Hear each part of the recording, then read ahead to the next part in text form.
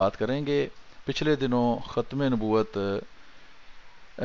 خاتم النبیین لائیو مناظرہ پروگرام جو کہ ڈاکٹر محمد یحییٰ صاحب کی پروفائل پر یا فیضان ختم نبوت کے پیج پر ہوتا تھا، اس کے اندر یہ مضمون جو ہے اس کو ڈسکس کیا گیا تھا، تو اسی پروگرام کو ہم آگے لے کر چلتے ہیں اور وہ ہم آپ کے سامنے پیش کرتے ہیں کہ اس میں کیا تفصیل جو ہے وہ پیش کی گئی تھی۔ تو اس میں یہ ہے کہ پرانی کتابوں کے اندر یا نبی اکرم صلی اللہ علیہ وآلہ وسلم کی پیشگوئی کے اندر جو الفاظ استعمال کیے ہیں نبی اکرم صلی اللہ علیہ وآلہ وسلم نے یا پچھلے پیشگوئیاں کرنے والوں نے، ان کے متعلق ہم غور کریں گے کہ ان میں جو الفاظ استعمال کیے جاتے ہیں یا جو نام آنے والے جس کے متعلق پیش کی جاتی ہے اس کے متعلق جو نام استعمال کیا جاتا ہے، اس نام میں کیا حکمت ہوتی ہے اور کیا آنے والے کا نام بعین ہی وہی رکھا جاتا ہے کہ جو اس آنے والے کا بعد میں حقیقی نام ہوتا ہے، یا اس سلسلے میں کچھ مزید تحقیقات یا معلومات بھی ہمیں ملتی ہیں۔ تو اس سلسلے میں اب مزید روشنی ہم ڈالیں گے، تو دیکھیں گے کہ ابھی آج مزید ہم کس طرح اس پر روشنی ڈال سکتے ہیں۔ آج ہمارے ساتھ کچھ مہمان بھی موجود ہوں گے۔ آپ سے درخواست ہے کہ اس ویڈیو کو زیادہ سے زیادہ شیئر کریں تاکہ ہم زیادہ سے زیادہ لوگوں تک اس کی آواز جو ہے وہ پہنچا سکیں۔ تو ہمارے ساتھ سٹریم کے اندر اس وقت مبارک صاحب موجود ہیں، ابھی مزید 2 مہمان تشریف لاتے ہیں تو ہم پروگرام کا باقاعدہ آغاز کریں گے۔ تو آپ دوستوں سے درخواست ہے کہ اس ویڈیو کو زیادہ سے زیادہ شیئر کریں، اور جو دوست آپ کے مختلف سوالات کرتے ہیں، غیر احمدی آپ سے رابطہ کرتے ہیں، ان سے بھی آپ جو ہے وہ رابطہ کر کے ان کو اس سٹریم کا لنک بھیجا کریں، ان کو اپنی سٹریم میں ٹیگ کیا کریں۔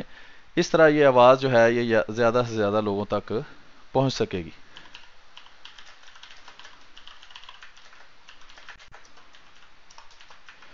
تو ابھی ہمارے ساتھ مزید دوست جو ہیں وہ شامل ہو جائیں گے۔ ہمارے ساتھ موجود ہیں مبارک احمد صاحب اور مسلم احمدی صاحب۔ تو جی مبارک احمد صاحب آپ شروع کر لیں، پھر ہم مسلم احمدی صاحب کی طرف چلیں گے، اور اس کے بعد پھر جو دوست آتے ہیں ان سے ہم ان کا موقف پوچھ لیں گے۔ جی مبارک احمد صاحب۔ جی السلام علیکم ورحمۃ اللہ وبرکاتہ۔ جزاک اللہ میر صاحب، آپ نے وعلیکم السلام ورحمۃ آج اللہ۔ ہمارے ناظرین کے لیے یہ بہترین انتظام کیا، اللہ تعالیٰ آپ کو جزائے خیر دے۔ جیسا کہ آپ نے بتا دیا ہے کہ جو پیشگوئیاں ہوتی ہیں آنے والے موعود کی اور نبیوں کی، تو ان کو کس طرح بیان کیا گیا ہے، تو میں یہاں پہ اپنے ناظرین کے لیے تھوڑا سا اختصار کے ساتھ، ٹائم چونکہ کم ہے، ہمارے حضرت مسیح موعود علیہ الصلوۃ والسلام جو امت محمدیہ میں مہدی مسیح بن کر آئے ہیں، ان کی علامات جو رسول کریم صلی اللہ علیہ وآلہ وسلم نے بیان کی ہیں وہ میں عرض کر دیتا ہوں۔ اچھا مبارک احمد صاحب، آپ کی آواز میں تھوڑا سا شور ہے، وہ چڑیا کا شور نہیں، اس کے علاوہ کوئی ٹیکنیکل شور ہے، تو آپ دیکھیں اگر آپ کا مائک جو ہے اس کو اتار کر چیک کر لیں، یا کوئی دیکھیں اگر اچھا بہتر ہو میں سکے۔ ہاں جی میں چیک کرتا ہوں، اب ٹھیک ہے؟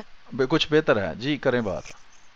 جی تو آخری زمانہ میں جہاں فرقہ بندی، فتنہ و فساد، دجال اور کذابوں کے ظہور اور ان کے ذریعہ ہونے والی تباہی و بربادی کی خبر دی گئی ہے، وہاں اس امت مرحومہ کو ہلاکت سے بچانے کے لیے عیسیٰ ابن مریم جیسے عظیم و شان وجود کے نجات دہندہ بن کر ظاہر ہونے کی بھی بشارت دی گئی ہے، جیسے امام مہدی کے لقب سے بھی، جسے امام مہدی کے لقب سے بھی جو ہے وہ نوازا گیا ہے۔ حضرت صلی اللہ علیہ وآلہ وسلم کی ایک حدیث ہے، لل مہدی الا عیسیٰ ابن مریم، یہ اس کا حوالہ ہے ابن ماجہ کتاب الفتن باب شدت الزما، یعنی حضرت عیسیٰ ہی مہدی ہوں گے۔ اس آنے والے موعود کی غیر معمولی اہمیت کے پیش نظر اس کی علامات اور نشانات حضرت مسیح موعود و مہدی موعود کی ذاتی علامات جو ہیں وہ بیان کی گئی ہیں۔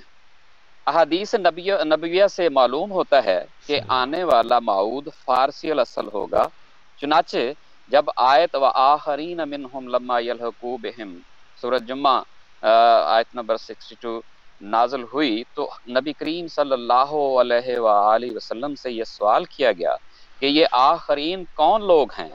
اس پر آپ نے مجلس میں موجود حضرت سلیمان فارسی کے کندھے پر ہاتھ رکھ کر فرمایا کہ اگر ایمان ثریا پر بھی چلا جائے گا تو ضرور اہل فارس میں سے کچھ اشخاص یا ایک شخص اسے واپس لے آئے گا۔ بخاری کتاب التفسیر زیر آیت وآخرین منہم۔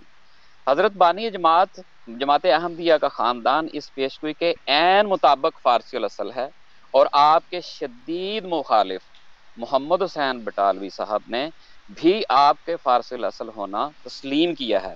اس کے لیے آپ دیکھ سکتے ہیں اشاعت السنہ نمبر 8 صفحہ 193۔ آنے والے معود کا نام حضرت صلی اللہ علیہ وسلم نے فرمایا کہ اللہ تعالیٰ اہل بیت میں سے ایک شخص کو بھیجے گا جس کا نام میرا نام اور اس کے باپ کا نام میرے باپ کا نام ہوگا۔ ابو داؤد کتاب المہدی۔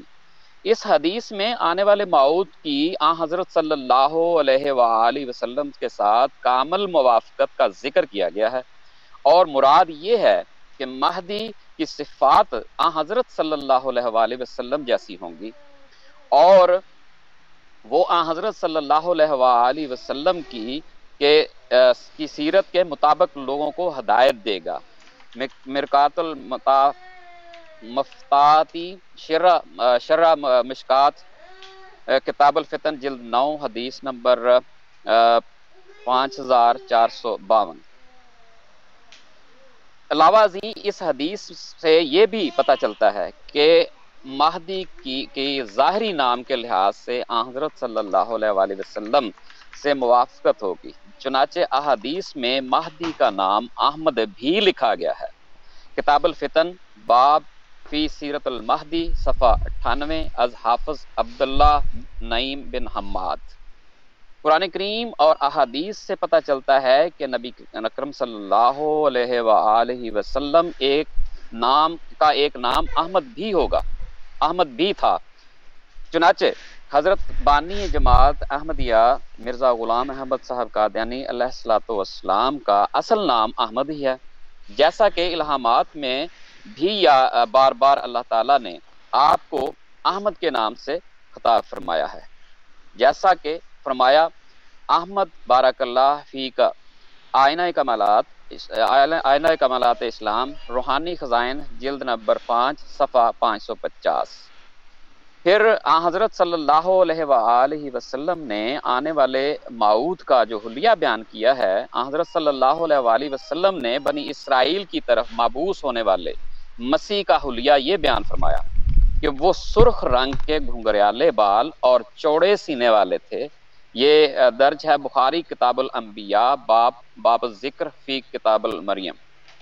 لیکن آپ نے امت محمدیہ میں دجال کے بالمقابل ظاہر ہونے والے مسیح کا حلیہ بیان کرتے ہوئے فرمایا کہ اس کے بال لمبے اور رنگ گندمی ہوگا۔ یہ بھی بخاری کتاب الباس باب الجاد میں موجود ہے۔ دونوں مسیحوں کے الگ الگ حلیہ بیان کرنے سے صاف ظاہر ہے کہ آنے والا مسیح اور مسیح ناصری علیہ الصلوۃ والسلام جدا جدا وجود میں ہیں۔ آنے والے معود کے حلیہ کے متعلق یہ بھی ذکر آتا ہے کہ مہدی کی پیشانی کشادہ اور ناک اونچی ہوگی۔ ابو داؤد کتاب المہدی حدیث نمبر 8۔ حضرت بانی سلسلہ علیہ الصلوۃ والسلام بین ہی اس کے ان کا حلیہ جو ہے وہ بین ہی اس کے مطابق ہے، اور مسیح ناصری علیہ الصلوۃ مقام ظہور کے بارے میں حضرت صلی اللہ علیہ وآلہ وسلم نے فرمایا ہے کہ مسیح موعود کا مقام ظہور دمشق سے مشرق کی جانب ہے۔ مسلم کتاب الفتن باب ذکر دجال۔ اب میر صاحب اور ہمارے پیارے ناظرین، اس حدیث کو جب یہ لوگ بیان کرتے ہیں تو وہی یحرفون کلمات کا جو ہے وہ ذکر آتا ہے، وہ ہمیں نظر آتا ہے کہ یہ کہتے ہیں کہ دمشق کے مینار کے اوپر نازل ہوں گے. تو یہ بالکل اس سے مختلف جو نبی کریم صلی اللہ علیہ وآلہ وسلم کی پیشگوئی ہے کہ وہ دمشق سے مشرق کی جانب جو ہے وہ وہاں پہ بیان ہوا ہے. اس طرح مہدی کی راہ ہموار کرنے والی جماعت کا تعلق بھی مشرق ہی سے بیان کیا گیا ہے. ابن ماجہ، اس کے لیے آپ دیکھ سکتے ہیں ابن ماجہ کتاب الفتن باب خروج المہدی. یہ جو میں نے اوپر ساری حدیث بیان کی ہیں، اس میں آنے والے موعود کا مقام ظہور دمشق سے مشرق یعنی ہندوستان بتایا گیا ہے. اور حضرت بانی جماعت احمدیہ مدعی مسیحت اور مہدویت کا مقام ظہور جو ہے وہ قادیان ہندوستان دمشق سے بالکل مشرق کی جانب واقع ہے. مسیح موعود علیہ الصلوۃ والسلام کے زمانہ کی علامات بھی جو ہیں وہ بیان کی گئی ہیں، جیسا کہ دعوت الارض. امام مہدی کے زمانہ میں ایک علامت دعوت الارض بیان کی گئی ہے. یہ مسلم کتاب الفتن باب فی الآیات، اس میں آیات فی قبل تکون قبل ساعات اس میں درج ہے. دابا کے معنی ہیں کہ جانور یا کیڑا. علامہ توربشتی جو متوفی 30 ہجری نے اس سے طاعون کا کیڑا مراد لیا ہے. عقائد مجددیہ اسرات السعی، ترجمہ عقائد تور پشتی از علامہ شہاب الدین منزل نقش بندیہ کشمیری بازار لاہور، اس کتاب میں یہ درج ہے. اس زمانہ میں حضرت مرزا صاحب علیہ الصلوۃ والسلام نے اللہ تعالیٰ سے علم پا کر طاعون کی پیشگوئی فرمائی، جس کے مطابق طاعون سے ایک ہفتہ میں 30 ہزار آدمی لقمہ اجل بن گئے اور لاکھوں افراد طاعون کا شکار ہو گئے. مہدی کی سچائی کی 2 نشان جو آسمانی نشان بھی کہلاتے ہیں، حدیث میں مہدی کی سچائی کے 2 نشان رمضان کے مہینہ میں خاص تاریخوں پر چاند اور سورج کو گرہن لگنا تھا. دار القطنی کتاب العیدین باب صفت خسوف و کسوف. جی مبارک بھائی، ابھی جی اس کو یہاں روکتے ہیں، ابھی ہم آگے چلتے ہیں نیکسٹ مہمان کی طرف، پھر دوبارہ آتے ہیں آپ کی طرف. جی جزاک اللہ. تو اعظم سیفی صاحب آپ جو ہے وہ آگے ابھی شروع کر لیں، اس کے بعد دیکھتے ہیں کیسے چلانا ہے. السلام علیکم. وعلیکم السلام ورحمۃ اللہ. جی آواز آ رہی ہے میری سلیم میر بھائی؟ جی آواز آ رہی ہے آپ کی. ہلو. جی آپ کی آواز آ رہی ہے، میری آواز آپ کو آ رہی ہے؟ جی آ رہی ہے. تو سلیم میر بھائی، جیسا کہ ہم نے ایک پہلے بھی جس میں اس بات کو ثابت کیا تھا کہ یہ ضروری نہیں ہوتا ہے کہ آنے والا جو مامور ہے اور اس کا نام لے کر جو پیشگوئی کی گئی ہے وہ ضروری نہیں کہ وہ ہو بہو اسی نام کے ساتھ. ہم نے اس میں بہت سے حوالے بھی دکھائے تھے احباب کو. صلی اللہ علیہ وسلم کے متعلق بھی جو ہے وہ گزشتہ جو سماوی کتب ہے یا وہ لوگ جو اس بات کا دعویٰ کرتے ہیں کتاب ہے، اس میں نبی کریم صلی اللہ علیہ وسلم کے متعلق جو ہے وہ پیشگوئیاں بیان کی گئی ہیں، نام لے کر بیان کی گئی ہیں. نبی کریم صلی اللہ علیہ وسلم کا جو نام ہے وہ دونوں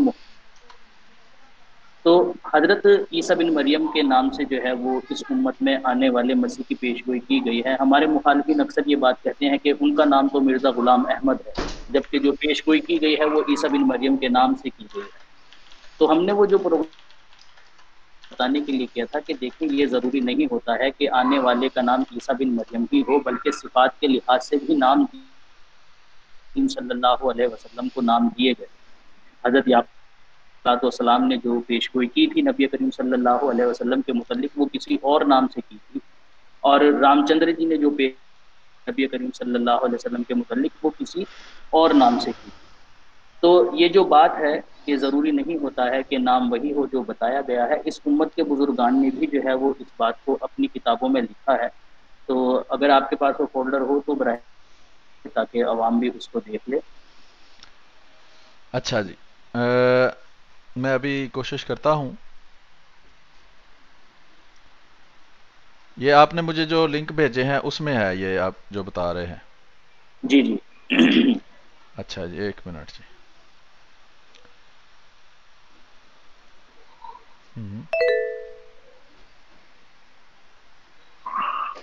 آپ بیان جاری رکھیں، میں وہ دیکھ کے تو اس کو چلا دیتا ہوں.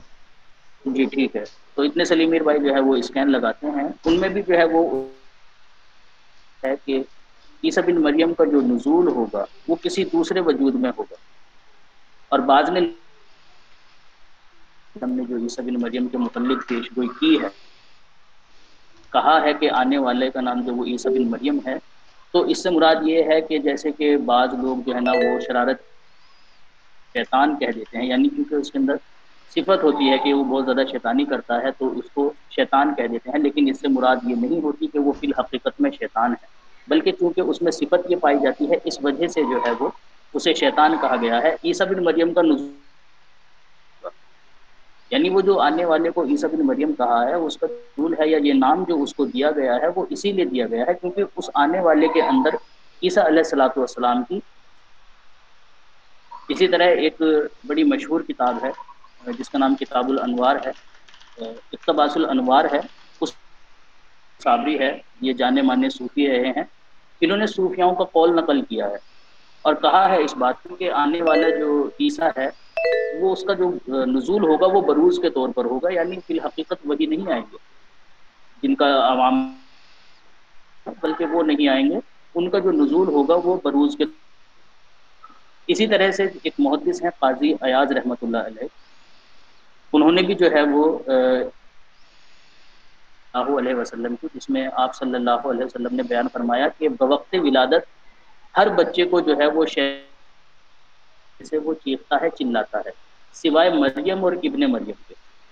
تو اس حدیث کو اگر ظاہر میں لیا جائے تو اس کا معنی یہی بیٹھتا ہے کہ جس کو عیسائی صاحبان بھی پیش کرتے ہیں جو ہے نا وہ مسلمانوں کے سامنے کے دیکھیں، صرف شیطان کی ذات سے اگر کوئی پاک ہے تو وہ صرف مریم اور عیسیٰ علیہ الصلوۃ والسلام ہے، باقی تسلیم کیا ہے کہ ہر بچے کو جو ہے وہ شیطان جو ہوتا ہے وہ مس کرتا ہے، تو آپ کے نبی کو بھی شیطان نے مس کیا ہے نعوذ باللہ۔ تو اس کی شرح میں قاضی ایاز رحمۃ اللہ علیہ لکھتے ہیں کہ دراصل میں یہ جو بات نبی کریم صلی اللہ علیہ وسلم نے بیان فرمائی ہے، دوسرا ہے سلیم میر بھائی، دوسرا ہے وہ آخر میں سینڈ کیا ہے، یہ نہیں ہے، دوسرے ہیں، دوسرا فولڈر ہے وہ سلیم میر بھائی۔ جی جی میں کوشش کر رہا ہوں کہ وہ بھی دکھا دوں، کیونکہ چلیں اسے بھی رہنے دیں، جب یہ کھل گیا ہے تو میں بھی عرض کر دوں گا، ٹھیک ہے۔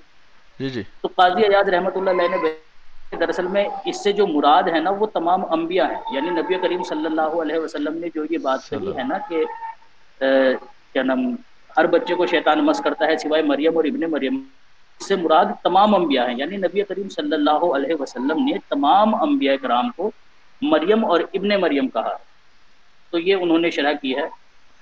جیسا کہ آپ دیکھ سکتے ہیں یہ اسکین لگایا ہے، اس کو تھوڑا سا زوم کر دیں، یہ کتاب ہے بشارت محمد۔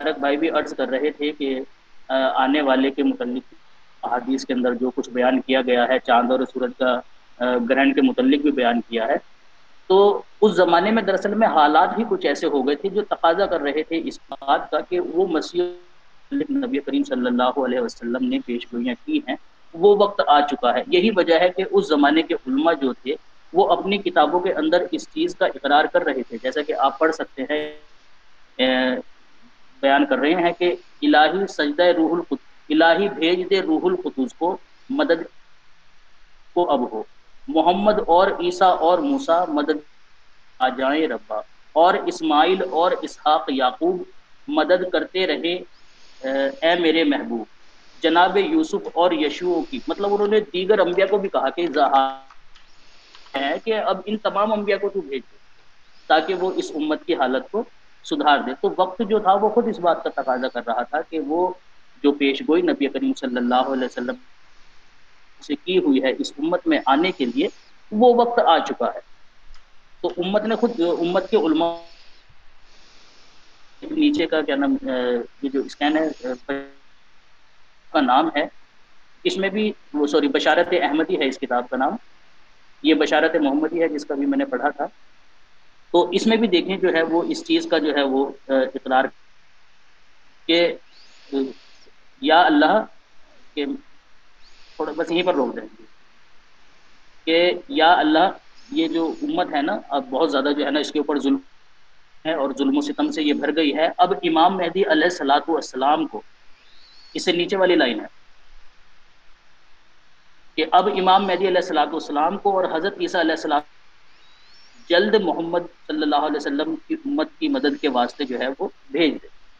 تو یہ علماء خود اس چیز کا تقاضا کر رہے تھے کہ وہ وقت آ گیا ہے. اسی لیے حضرت مسیح موعود علیہ الصلوۃ والسلام نے بھی اپنی آیا وقت تھا وقت مسیحا نہ کسی اور کا وقت، میں نہ آتا تو کوئی اور ہی آیا ہوتا. یعنی یہ زمانہ خود تقاضا کر رہا تھا اس بات کا کہ اس امت میں ایک مصلح آنا چاہیے. حدیث کے اندر ذکر کیا گیا تھا جو امام مہدی اور مسیح موعود کا زمانہ بتایا گیا تھا، وہ وقت حضرت مسیح موعود علیہ الصلوۃ والسلام کا وقت تھا، وہی وہ زمانہ تھا. تو اب میں اپنی پہلی بات کی طرف نے اس چیز کا ذکر کیا ہے کہ عیسیٰ علیہ الصلوۃ والسلام کا جو نزول ہوگا وہ دراصل میں کسی دوسرے وجود میں ہوگا. اور یہ جو نام دیا گیا ہے یہ صرف صفت کے لحاظ سے کافی طویل ہو گئی ہے. سلیم میر بھائی وہ جو آخری اسکین ہے نا دوسرے فولڈر کا، بس وہ دکھا دیں، وہ جو حدیث کی شرح اس کا کی ہے کہہ رہے قاضی ایاز.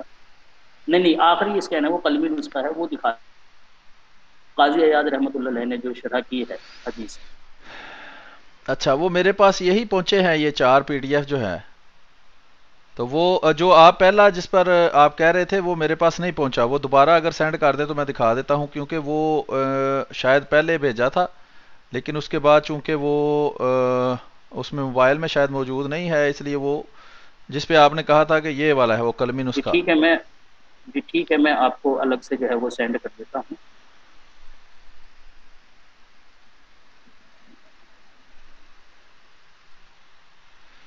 اور وقت میں دکھا دینا، میں اتنے سینڈ کرتا ہوں آپ کو. جی جی. تب تک یہ باقی کے سکین جو ہیں یہ آپ کے نہیں ہیں نا؟ نہیں یہ بھی میری ہی اسکین ہے، لیکن ان کے متعلق میں نے بیان کر دیا ہے. جیسا کہ یہ ہاں تفسیر ہے عرائش البیان امام کیا نام محی الدین ابن عربی کی، اس میں انہوں نے اس چیز کا ذکر کیا ہے کہ عیسیٰ علیہ الصلوۃ والسلام کا جو نزول ہوگا وہ دراصل میں کسی اور وجود میں ہوگا. ٹھیک. یہ نیچے لکھا ہوا ہے، میں نے مارک کیا ہوا ہے. اسی طرح یہ خریدۃ العجائب کتاب ہے، اس کے اندر جو ہے نا وہ اس بات کا ذکر کیا ہے مصنف نے کہ حضرت عیسیٰ علیہ الصلوۃ والسلام کے متعلق جو پیش گوئی کی گئی ہے ان کے نزول کے تعلق سے، وہ دراصل میں اسی طرح سے بات ہے کہ جیسے ایک شریف انسان کو فرشتہ اور ایک شریر بچے کو شیطان کہہ دیتے ہیں، اسی طریق پر عیسیٰ علیہ الصلوۃ والسلام کا نام بھی ہے کہ وہ جو عیسیٰ علیہ السلام کہہ کر جو ہے وہ پیش گوئی کی ہے وہ دراصل میں اسی طرز پر ہے کہ آنے والے کے اندر عیسیٰ علیہ الصلوۃ والسلام کی جو ہے وہ صفات ہوں گی. اسی طرح وہ نیچے کا اسکین ہے جو اقتباس الانوار کا ہے، جس میں بتایا ہے کہ صوفیہ کا جو مسئلہ ہے، یعنی صوفیہ جو قبول کرتے ہیں وہ اس بات کو قبول کرتے ہیں کہ عیسیٰ علیہ الصلوۃ والسلام کا جو نزول ہوگا وہ دراصل میں بروز کے طور پر ہوگا. یعنی آنے والے کے اندر جو ہے وہ عیسیٰ علیہ الصلوۃ والسلام کی خصوصیات پائی جائیں گی. اسی وجہ سے ان کا نام جو ہے وہ عیسیٰ علیہ الصلوۃ والسلام رکھا گیا ہے. تو یہ تو میں نے بتا دیا ہے، باقی آپ کسی اور بھائی کو جو ہے ایک وہ یہ موقع دیں. بشارات احمدی جو ہے یہ اس کا صفحہ نمبر 18 یہ وہی ہے جو آپ بتا چکے ہیں یا کوئی اور ہے؟ نہیں یہ میں نے بتا دیا ہے کہ کیا نام اس میں کہ اس زمانے کے جو علماء تھے وہ بھی خود جو ہے نا وہ اس بات کو محسوس کر رہے تھے اور تقاضا کر رہے تھے کہ خدایا بس اب وہ مسیح مہدی کا جو وقت ہے وہ آ چکا ہے، اب جو ہے نا وہ اس کو بھیج دے. ٹھیک ہے. اور یہ اندر نام بھی لکھا گیا ہے اور سر یہ وہ ہیں جو ہم پچھلے پروگرام میں دکھا چکے ہیں سر. جی پچھلے پروگرام میں ہم دکھا چکے ہیں کہ نبی کریم صلی اللہ علیہ صلی وسلم اللہ. کے تعلق سے جو پیش گوئیاں کی گئی ہیں، دیکھیں اندر بھی کہا گیا ہے، محامد بھی کہا گیا ہے. اسی طرح سے نبی کریم صلی اللہ علیہ وسلم کا ایک نام شیلو بھی بیان کیا گیا ہے. اس کے علاوہ بھی جو ہے وہ دیگر اسماء نبی کریم صلی اللہ علیہ وسلم کو جی بیان ٹھیک کیے ہے. گئے آپ تب ہیں. تک دوسرا حوالہ دیکھ لیں پھر دوبارہ آپ کی طرف آتے ہیں. ہم چلتے ہیں اب مسلم احمدی بھائی کی طرف. جی بھائی آپ کریں بات. جی السلام علیکم ورحمۃ اللہ وبرکاتہ. وعلیکم السلام ورحمۃ اللہ وبرکاتہ. جزاک اللہ. جیسا کہ آج ہمارے پروگرام کا بنیادی عنوان اور بنیادی مقصد بھی ہے کہ پیش گوئیوں میں آنے والوں کا ذکر اور آنے والوں کی علامات کے بارے میں ہم بیان کر رہے ہیں، تو یہ چیز ہم پہلے بھی ثابت کر چکے ہیں کہ پیش گوئیوں میں جو آنے والا مصداق ہوتا ہے اس کی صفات کو اس کے ناموں کے ساتھ درج کیا جاتا ہے.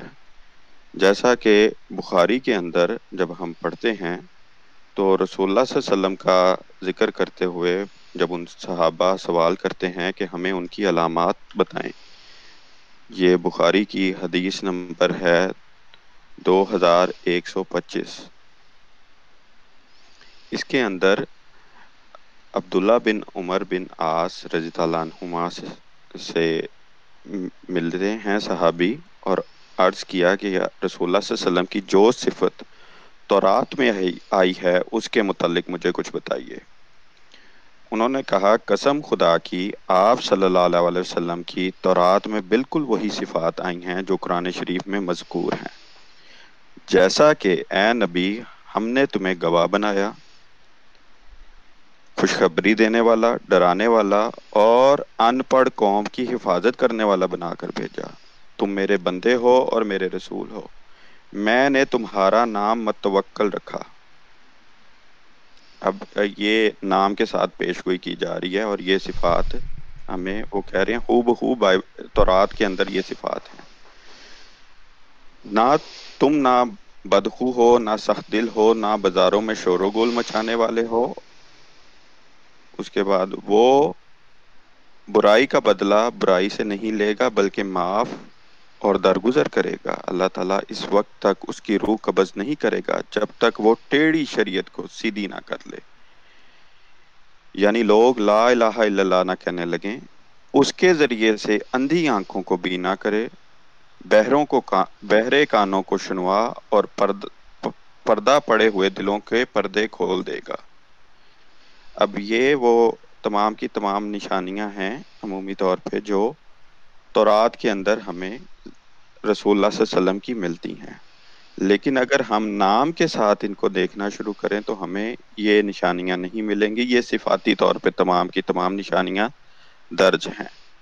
اب اسی ضمن میں حضرت مسیح موعود علیہ السلام روحانی خزائن جلد 21 270 پہ یہ بات بیان کرتے ہیں، یہ براہین احمدیہ کا ضمیمہ ہے حصہ پنجم میں۔ جیسا کہ میرا مذہب ہے، میں بار بار یہ کہہ چکا ہوں کہ پیش گوئیوں میں قطعی طور پر یہ دعویٰ نہیں ہو سکتا کہ ضرور ان کا ایک ہی خاص پہلو پر ظہور ہوگا۔ ممکن ہے کہ خدائے علیم و حکیم کوئی دوسرا پہلو ان کے ظہور کے لیے اختیار کرے جس میں وہی عظمت اور قوت اور ہولناک صورت پائی جائے جس پر پیش گوئی دلالت کرتی ہے۔ پھر اس کے بعد ایک کتاب ہے قاموس الفقہ کے نام سے، اس کے اندر استعارہ کا ہیڈنگ دینے کے بعد یہ قاموس الفقہ 117 نمبر صفحہ ہے، اس میں یہ استعارہ کی ہیڈنگ دینے کے بعد لکھتے ہیں کسی چیز کو عاریت پر لینے کا نام استعارہ ہے۔ یہ اصطلاح علم بیان استعمال ہوئی ہے اور اصول فقہ میں بھی۔ اصول فقہ میں استعارہ معنی مجازی مراد لینے کے ہم معنی ہیں۔ کسی مناسب اور مشابہت کی بنا پر لفظ کو اس کے اصل اور حقیقی معنی میں بولنے کی بجائے کسی دوسرے معنی میں استعمال کیا جائے۔ یہ وہ بات ہے کہ جو حضرت مسیح موعود علیہ السلام اپنی تحریرات میں بارہا دفعہ اپنے دعوے کے ساتھ بیان بھی کرتے ہیں اور سمجھاتے بھی ہیں، اور قرآن اور حدیث سے بھی ہمیں اس چیز کے واضح دلائل مل جاتے ہیں، جیسا کہ رسول اللہ صلی اللہ علیہ وسلم اپنی ازواج مطہرات کو یوسف والیاں کہہ کے مخاطب کرتے ہیں۔ تو اس میں بھی یہ استعارے کا پہلو ہے، اور اس سے قبل ہمارے سیفی بھائی نے بھی بڑا اس کے اوپر تفصیل سے روشنی ڈالی ہے اور ذکر کیا ہے۔ یہ ایک بنیادی مقدمہ ہے۔ اس کے بعد میں ایک موجودہ وقت کے عالم ہیں مولانا وحید الدین خان صاحب، یہ مہدی کے متعلق لکھتے ہیں کہ جب وہ مہدی ظاہر ہوگا تو اس کی مخالفت انتہا حد درجے تک ہو جائے گی، اس کی کردار کشی یعنی کریکٹر اسیسینیشن کریں گے، یہاں تک کہ اس کو قتل کر دینا چاہیں گے، مگر مہدی کو خدا کی خصوصی مدد حاصل ہوگی۔ اس بنا پر وہ دجال اور اس کے ساتھی ہرگز تقریبی منصوبے میں کامیاب نہیں ہوں گے۔ پھر اس کے نیچے جا کے مہدی کی پہچان یہ ہے، وہ پہچان کا ایک بڑا نقطہ لکھتے ہیں کہ وہ گمراہی کی تاریکی میں ہدایت کی روشنی پائے گا، وہ معرفت اعلیٰ کو دوبارہ دریافت کرے گا جب وہ مستور ہو چکی ہوگی، یعنی وہ خدا جو مرد کامل جو خدا سے ہدایت یافتہ ہوگا وہ کس وقت میں ظاہر ہوگا. اور اگر آپ گزشتہ زمانے کے لوگوں کے اقوال دیکھیں، نہ رہا دین باقی، نہ رہا اسلام باقی، رہ گیا محض فقط ایک نام باقی. یہ جملہ جو ہے یہ بڑی کھول کے وضاحت کر دیتا ہے کہ اس زمانے میں اسلام کی حالت کیا تھی. علامہ اقبال بھی اس سلسلے میں یہی بات بیان کرتے ہیں کہ صرف تم وضع سے حنود ہو اور حالات اور واقعات یہ سارے کے سارے ان کے کلام میں آپ کو بآسانی مل جائیں گے. اگر کوئی اہل تقوی میں سے اور سعید فطرت ہوتے ہوئے اور تقوی کے ساتھ مطالعہ شروع کرے تو اس کو یہ ساری کی ساری باتیں بآسانی سمجھ آ سکتی ہیں. جزاک اللہ. جی بہت بہت شکریہ مسلم احمدی بھائی، آپ نے وضاحت کر دی ہے. اس کے بعد جو ہے وہ ہمارے تینوں مہمان جو ہیں وہ کچھ نہ کچھ وضاحت اس کی کر چکے ہیں. تو ہمارے پاس اس وقت ابھی فی الحال آدھا گھنٹہ ہوا ہے پروگرام شروع ہوئے. تو میں مبارک احمد صاحب سے دوبارہ عرض کروں گا کہ تھوڑی سی مزید وضاحت کر دیں. 2 3 4 5 منٹ چلیں کر لیں آپ تینوں دوست دوبارہ، پھر جو حوالے کچھ رہ گئے ہیں وہ آپ دوبارہ پیش کر دیں، پھر ہم پروگرام کے دوسرے حصے کی طرف چلیں گے. جی مبارک جی بھائی. جزاک اللہ میر صاحب. اچھا وہ آپ کے پاس تفہیم القرآن کے کچھ حوالے ہوں گے، وہ ذرا اگر اسکرین پر آپ لے آئیں. اس کا صفحہ نمبر 165 ہے، زمیمال احزاب کا. تو یہ میں یہاں پہ بتانا چاہتا ہوں کہ پیش گوئیاں جس طرح یہ لوگ آج کی جو ہمیں ملتی ہے مثال کہ آج بھی وہ کس طرح ان الفاظ کے اوپر اس کا انتظار کر رہے ہیں جو ٹھوکر کا باعث بنتی ہیں. تو یہ اس کے اگر آپ دکھائیں گے یہاں پہ اسکرین پر، اتنی دیر میں پڑھنا میں شروع کر دیتا ہوں جتنی دیر تک آپ لگاتے ہیں. تو اس میں لکھا ہے کہ یہودیوں سے یہ یہودیوں کو جو حضرت ایلیا کے بارے میں تھا کہ وہ آئیں گے، اس معاملے کی حقیقت کوئی شخص نہیں سمجھ سکتا جب تک وہ یہودیوں کی تاریخ ان کے مذہبی تصورات سے واقف نہ ہو. حضرت سلیمان علیہ السلام کی وفات کے بعد جب بنی اسرائیل پے در پے تنزل کی حالت میں مبتلا ہوتے چلے گئے، یہاں تک کہ آخر کار بابل اور اسیریا کے سلطنتوں نے ان کو غلام بنا کر زمین میں تتر بتر کر دیا. تو انبیاء بنی اسرائیل نے ان کو خوشخبری دینی شروع کر دی کہ خدا کی طرف سے ایک مسیح آنے والا ہے جو ان کو اس ذلت سے نجات دلائے گا. ان پیشگوئیوں کی بنا پر یہودی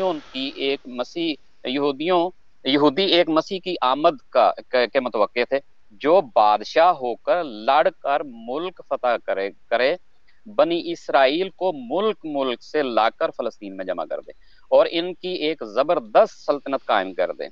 تو یہ میر صاحب وہ الفاظ ہیں جن کو آج تک یہودی جو ہیں وہ ترس رہے ہیں کہ وہ ایسا کوئی بندہ آئے گا جو یہ جس طرح آج کل کے مسلمان اسی طرح بالکل سیم اسی طرح دیکھتے ہیں کہ وہ حضرت عیسیٰ علیہ السلام آئیں گے اور وہ جدھر دیکھیں گے ان کی سانسوں سے وہ ہلاک کرتے جائیں گے ہر کسی کو. تو یہ بالکل وہی سارا پیراگراف جو ہم نے پیچھے بھی دکھایا تھا. تو اس سے اگلے سفر پر اسی تفہیم القرآن کے صفحہ نمبر 305 پر اگر آپ جائیں گے تو وہ بھی اگر آپ دکھا دیں یہاں پہ، تب تک میں اس کو پڑھنا شروع کر دیتا ہوں. اس پہ آخری جو پیراگراف ہے اس میں لکھا ہوا ہے کہ حضرت الیاس علیہ السلام وہ ان کی زندگی میں تو بنی اسرائیل نے جیسا کچھ ستایا اس کی داستان اوپر گزر چکی ہے، یعنی اوپر سارا یہ حوالہ دیا ہوا ہے. مگر بعد میں وہ ان کے ایسے گرویدہ و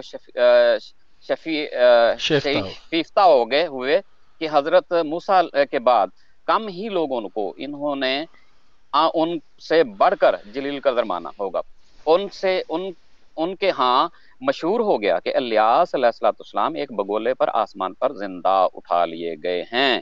یہ سلاطین باب دوم میں درج ہے، اور یہ کہ وہ پھر دنیا میں تشریف لائیں گے. چنانچہ بائبل کی کتاب میں ملاکی میں لکھا ہے کہ دیکھو خدا کے بزرگ اور ہولناک دن کے آنے سے پہلے میں ایلیا نبی کو تمہارے پاس بھیجوں گا. تو یہ وہ ایک حدیث ہے جو کہہ رہا ہوں کہ پیشگوئی ہے جو ان کے ہاں پائی جاتی ہے، اور وہ آج تک ایلیا کا انتظار کر رہے ہیں.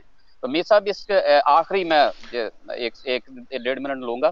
اسی کتاب کے آپ صفحہ نمبر 302 پر جائیں گے تو وہاں پہ ایک پیراگراف جو اوپر سے آپ لوگ پڑھ سکتے ہیں سارے، لکھا ہے خود حضرت عیسیٰ علیہ السلام کے حواریوں میں بھی یہ خیال پھیلا ہوا تھا کہ ایلیا نبی آنے والا ہے، مگر حضرت نے یہ فرما کر ان کی غلط فہمی کو رفع کر دیا کہ ایلیا تو آ چکا اور لوگوں نے اسے نہیں پہچانا، بلکہ جو چاہا اس کے ساتھ کیا، یعنی جو سلوک انہوں نے کیا۔ اس سے حواری خود جان گئے کہ دراصل آنے والے حضرت یحییٰ تھے، نہ کہ 800 برس پہلے گزرے ہوئے حضرت ایلیا یعنی حضرت الیاس۔ متی باب 14 اور متی 17 یہ صفحہ نمبر 10 سے 13 یہ تحریر درج ہے۔ تو یہ نمیر صاحب اور ہمارے ناظرین دیکھ سکتے ہیں کہ پیشگوئیوں کے جو الفاظ ڈھونڈتے ہیں اور بالکل انہی الفاظوں کو جو وہ کہتے ہیں کہ بالکل من و ان اسی طرح پورا ہوگا تو ہم مانیں گے، تو ہمیشہ سے جو ٹھوکر کا باعث بنے وہ یہی وجہ بنی اور وہ اسی طرح تلاش کرتے رہے جس طرح وہ لکھا گیا تھا، حالانکہ وہ سارے نشانیاں ہوتی ہیں جو دی جاتی ہیں۔ جزاک اللہ احسن الجزا۔ ٹائم کافی کم ہے، آپ کسی اور دوست کو موقع دے دیں۔ جی اعظم سیفی بھائی آپ کریں بات۔ جی اعظم سیفی بھائی جی جزاک اللہ۔ وہ حوالہ جو رک گیا تھا پیچھے دکھانے کے لیے، میں چاہتا ہوں کہ وہ دکھا دیں آپ، تاکہ اس کے متعلق تھوڑی سی میں وضاحت کر دوں۔ جی بالکل، وہ میں دکھاتا ہوں والا۔ جی یہی ہے۔ تو جیسا کہ ہمارے جو ناظرین ہیں وہ دیکھ سکتے ہیں، یہ امام جلال الدین سیوطی رحمۃ اللہ علیہ کا رسالہ ہے۔ اس کے اندر انہوں نے وہ جو حدیث بیان کی تھی بخاری شریف کے اندر، خاکسار نے بھی پیچھے، کہ نبی پاک صلی اللہ علیہ وسلم نے فرمایا کہ ہر بچے کو جو ہے نا بوقت ولادت شیطان مس کرتا ہے سوائے مریم اور ابن مریم کے۔ تو قاضی ایاز رحمۃ اللہ علیہ بیان فرماتے ہیں کہ ان جمیع الانبیاء، کہ اس کے اندر جو ہے وہ تمام انبیاء جو ہے وہ جمع ہے، یعنی یہ بات صرف خاص نہیں ہے حضرت عیسیٰ علیہ السلام اور حضرت مریم علیہ السلام کے متعلق، بلکہ اس کے اندر تمام انبیاء شامل ہے۔ گویا کہ نبی کریم صلی اللہ علیہ وسلم کی زبان مبارک سے تمام انبیاء کے لیے صرف 2 نام نکلے، یا تو مریم علیہ السلام یا پھر عیسیٰ علیہ السلام، یعنی جتنے بھی انبیاء ہیں وہ صرف ان 2 صفات کے حامل ہوتے ہیں، یا تو وہ مریم علیہ السلام کی صفات پر ہوتے ہیں یا پھر عیسیٰ علیہ السلام کی صفات پر۔ اب اگر ہم اس کو صرف سیدھا لے لیں، جیسے کہ ہمارے غیر احمدی صاحبان لیتے ہیں کہ عیسیٰ بن مریم کہا ہے تو مراد صرف عیسیٰ بن مریم ہی ہوں گے، کوئی دوسرا وجود ہو ہی نہیں سکتا، تو پھر اس حدیث کے مطابق ہمیں نعوذ باللہ یہ بات ماننا پڑے گا، اور عیسائیوں کو اس اعتراض کو جو ہے وہ صحیح تسلیم کرنا پڑے گا کہ عیسیٰ علیہ السلام اور مریم علیہ السلام کے علاوہ دیگر انبیاء جو بھی ہیں، جن میں ہمارے نبی کریم صلی اللہ علیہ وسلم بھی شامل ہیں، ان کو بھی پھر بوقت ولادت شیطان نے مس کیا تھا۔ لیکن قاضی ایاز رحمۃ اللہ علیہ جو ہے نا وہ اس بات کی تردید کرتے ہیں، یہ محدثین ہیں، مورخ بھی ہیں، کہ انہوں نے اس حدیث کی جو ہے نا وہ شرح میں اس بات کو بیان کیا کہ دراصل میں صرف وہی 2 مراد نہیں ہے، بلکہ نبی کریم صلی اللہ علیہ وسلم کے کہنے کا منشا یہ ہے کہ تمام انبیاء جو ہے وہ عیسیٰ علیہ السلام اور مریم علیہ السلام کی صفات پر ہوتے ہیں، اور نبی پاک صلی اللہ علیہ وسلم نے ان کو عیسیٰ بن مریم اور مریم کا جو ہے وہ نام دیا۔ جی شکریہ جناب سلیم میر بھائی۔ جی بہت شکریہ اعظم سیفی بھائی۔ جی مسلم احمدی بھائی آپ نے مزید کچھ کہنا ہے، پھر ہم پروگرام کے دوسرے حصے کی طرف چلتے ہیں۔ جی جزاک اللہ، بہت شکریہ۔ اس سلسلے میں دوستوں کے سامنے یہ چیز رکھتا ہوں کہ بائبل کو اگر ہم مطالعہ کریں تو متی کی انجیل کے اندر یہ بات ہمیں ملتی ہے، اور اس میں یہ پوچھتے ہیں، شاگردوں نے یسوع سے پوچھا تو پھر شریعت کے عالم کیوں کہتے ہیں کہ ایلیا کا آنا ضروری ہے؟ یسوع نے جواب دیا، ایلیا ضرور آئیں گے اور سب کچھ بحال کریں گے، مگر میں آپ سے کہتا ہوں ایلیا تو آ چکے ہیں، لیکن انہوں نے ایلیا کو نہیں پہچانا اور ان کے ساتھ جو چاہا وہ کیا۔ اسی طرح انسان کا بیٹا بھی ان کے ہاتھوں اذیت اٹھائے گا۔ تب شاگرد سمجھ گئے کہ یسوع یوحنا بپتسمہ دینے والے کی بات کر رہا ہے، یعنی یہودی جو تھے وہ ایک ایلیا کے منتظر تھے اور اس کے آنے کا انتظار کر رہے تھے، اور یسوع سے انہوں نے اس بارے میں سوال بھی کیا کہ اس نے آنا تھا۔ تو اس کے آنے سے مراد انہوں نے بیان کیا کہ وہ یوحنا ہے۔ پھر اس کے بعد یسوع کے بارے میں جیسا کہ ہمارے تمام ناظرین جانتے بھی ہیں کہ وہ مثالیں دے کے بہت سی باتیں کرتے تھے، اور وہاں پہ متی کی انجیل کے اندر ہی یہ بات لکھتے ہیں کہ آسمان کی بادشاہت ایک ایسے رائی کے دانے کی طرح ہیں جسے ایک آدمی نے کھیت میں بویا، یعنی جو خدا تعالیٰ کا کلام ہے اس کی مثال وہ کسان سے دیتے ہیں، اور خدا کے کلام کو اس بیج سے مثال دیتے ہوئے بیان کرتے ہیں کہ اس کو بویا جاتا ہے اور وہ پھلتا ہے، پھولتا ہے۔ پھر اس کے بارے میں لکھا ہے کہ وہ تمام سبزیوں کے پودوں سے بڑا ہو جاتا ہے اور درخت بن جاتا ہے، پھر آسمان کے پرندے آ کر اس کی شاخوں پر بسیرا کرتے ہیں۔ یعنی خدا کے انبیاء کے ذریعے جو خدا تعالیٰ بیج بوتا ہے وہ ایک تناور درخت بنتا ہے، اور آسمانی پرندے آ کے اس کے اوپر قیام کرتے ہیں۔ روحانی خزائن جلد 17 کے اگر ہم دیکھیں تو اس میں حضرت مسیح موعود علیہ السلام کو خدا تعالیٰ الہاماً یہ بات بیان کرتا ہے، اے میرے احمد تو میری مراد ہے اور میرے ساتھ ہے، میں نے تیرا درخت اپنے ہاتھ سے لگایا ہے۔ یعنی یہی وہ تمثیلی بات حضرت مسیح موعود علیہ السلام کو خدا تعالیٰ الہاماً بیان کر رہا ہے۔ پھر روحانی خزائن جلد 11 کے اندر ہم اگر دیکھیں تو اس میں حضرت مسیح موعود علیہ السلام اپنے مخالفین کو اپنی صداقت کے لیے اسی بات کا حوالہ دے کے ذکر کرتے ہیں کہ اب اے مخالف مولوی اور سجادہ نشینوں، یہ نزاع ہم میں اور تم میں حد سے زیادہ بڑھ گئی ہے، اور اگرچہ یہ جماعت یعنی اپنی جماعت نسبت بیان کرتے ہیں، تمہاری جماعتوں کے تھوڑی سی ہے اور بہت قلیل ہے، اور شاید اس وقت تک 5000 کے قریب ہوگی، یعنی اس وقت جب یہ تحریر لکھ رہے ہیں۔ تاہم یقیناً سمجھو کہ یہ خدا کے ہاتھ کا لگایا ہوا پودا ہے، اور خدا اس کو ہرگز ضائع نہیں کرے گا، وہ راضی تک اس کو کمال تک نہ پہنچا دے اور اس کی آپ پاشی کرے گا۔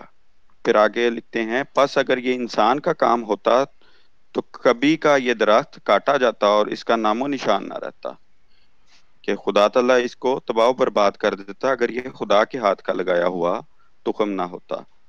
تو حضور کی تحریرات سے ہمیں بھی یہ بات ملتی ہے، اور پرانے جو کتابیں ہمارے پاس موجود ہیں ان میں یہ تمام تر پیش گوئیاں ہمیں بڑے اچھے طریقے سے سمجھ آ جاتی ہیں اور دیکھنے کو ملتی ہیں، جس میں سے اگر ہم تقویٰ کے ساتھ غور و فکر کریں اور قرآن کریم کی آیات کے اوپر غور و فکر کریں تو ہمیں بہت سی تسلیات ملتی ہیں۔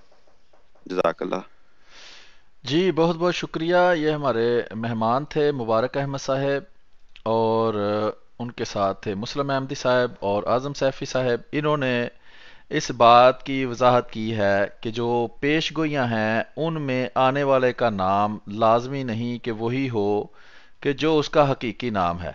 اس کی مثالیں پچھلی والے پروگرام میں بھی ہم دے چکے ہیں، اس پروگرام میں بھی مختلف حوالہ جات دیے گئے، اس کی وضاحت ہمارے ساتھ جو دوست موجود ہیں انہوں نے کر دی ہے کہ جو آنے والا ہے کسی پیش گوئی کے اندر ضروری نہیں ہوتا کہ اس کا نام بالکل وہی لیا جائے کہ جو اس آنے والے کا حقیقی نام ہوتا ہے۔ تو اس سلسلے میں ایک اصولی بات پہلے بھی بتائی گئی تھی کہ پیش گوئی کوئی بھی ہو، پیش گوئی کے بارے میں اصول یہ ہے کہ اس کے بارے میں مختلف قیاسات ہی کیے جا سکتے ہیں۔ حقیقی پیش گوئی کیا ہے، اس کا حقیقی معنی کیا ہے، وہ اسی وقت کھلتا ہے جب وہ پیش گوئی پوری ہوتی ہے۔ تو اسی طرح پیش گوئی جب اللہ تعالیٰ کسی نبی کو بتاتا ہے تو اس کے مختلف طریقے ہوتے ہیں، وہ وحی سری کے ذریعے بھی ہو سکتی ہے، جیسے قرآن کریم کے اندر وحی سری موجود ہے، وحی جلی موجود ہے، وہ کسی خواب کی صورت میں بھی ہو سکتی ہے، کسی کشف کی صورت میں بھی ہو سکتی ہے۔ تو وہ جس طرح خواب تعبیر طلب ہوتے ہیں اس طرح پیش گوئیاں بھی تعبیر طلب ہوتی ہیں، اور اس کی حقیقی تعبیر صرف اس وقت پتہ چلتی ہے جب وہ پیش گوئی پوری ہو جاتی ہے۔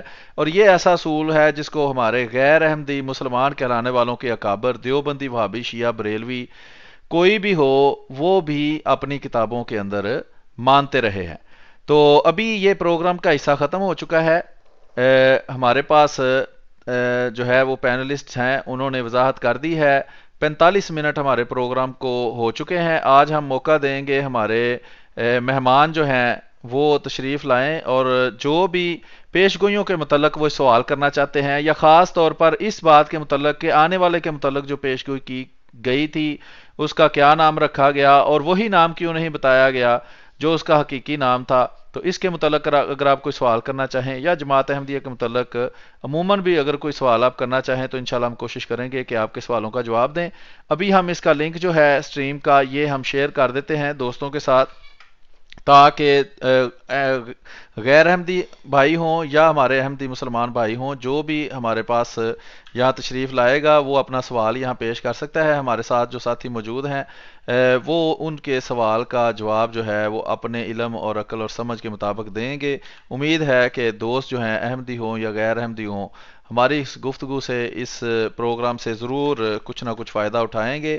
تو ابھی جب تک کوئی مہمان نہیں آتا آپ تینوں دوستوں میں سے اگر مزید کچھ روشنی اس پر کوئی دوست ڈالنا چاہے تو وہ ڈال سکتا ہے، تو پھر ہم جو ہے وہ آگے چلتے ہیں مزید اس پروگرام کی تفصیل کی طرف.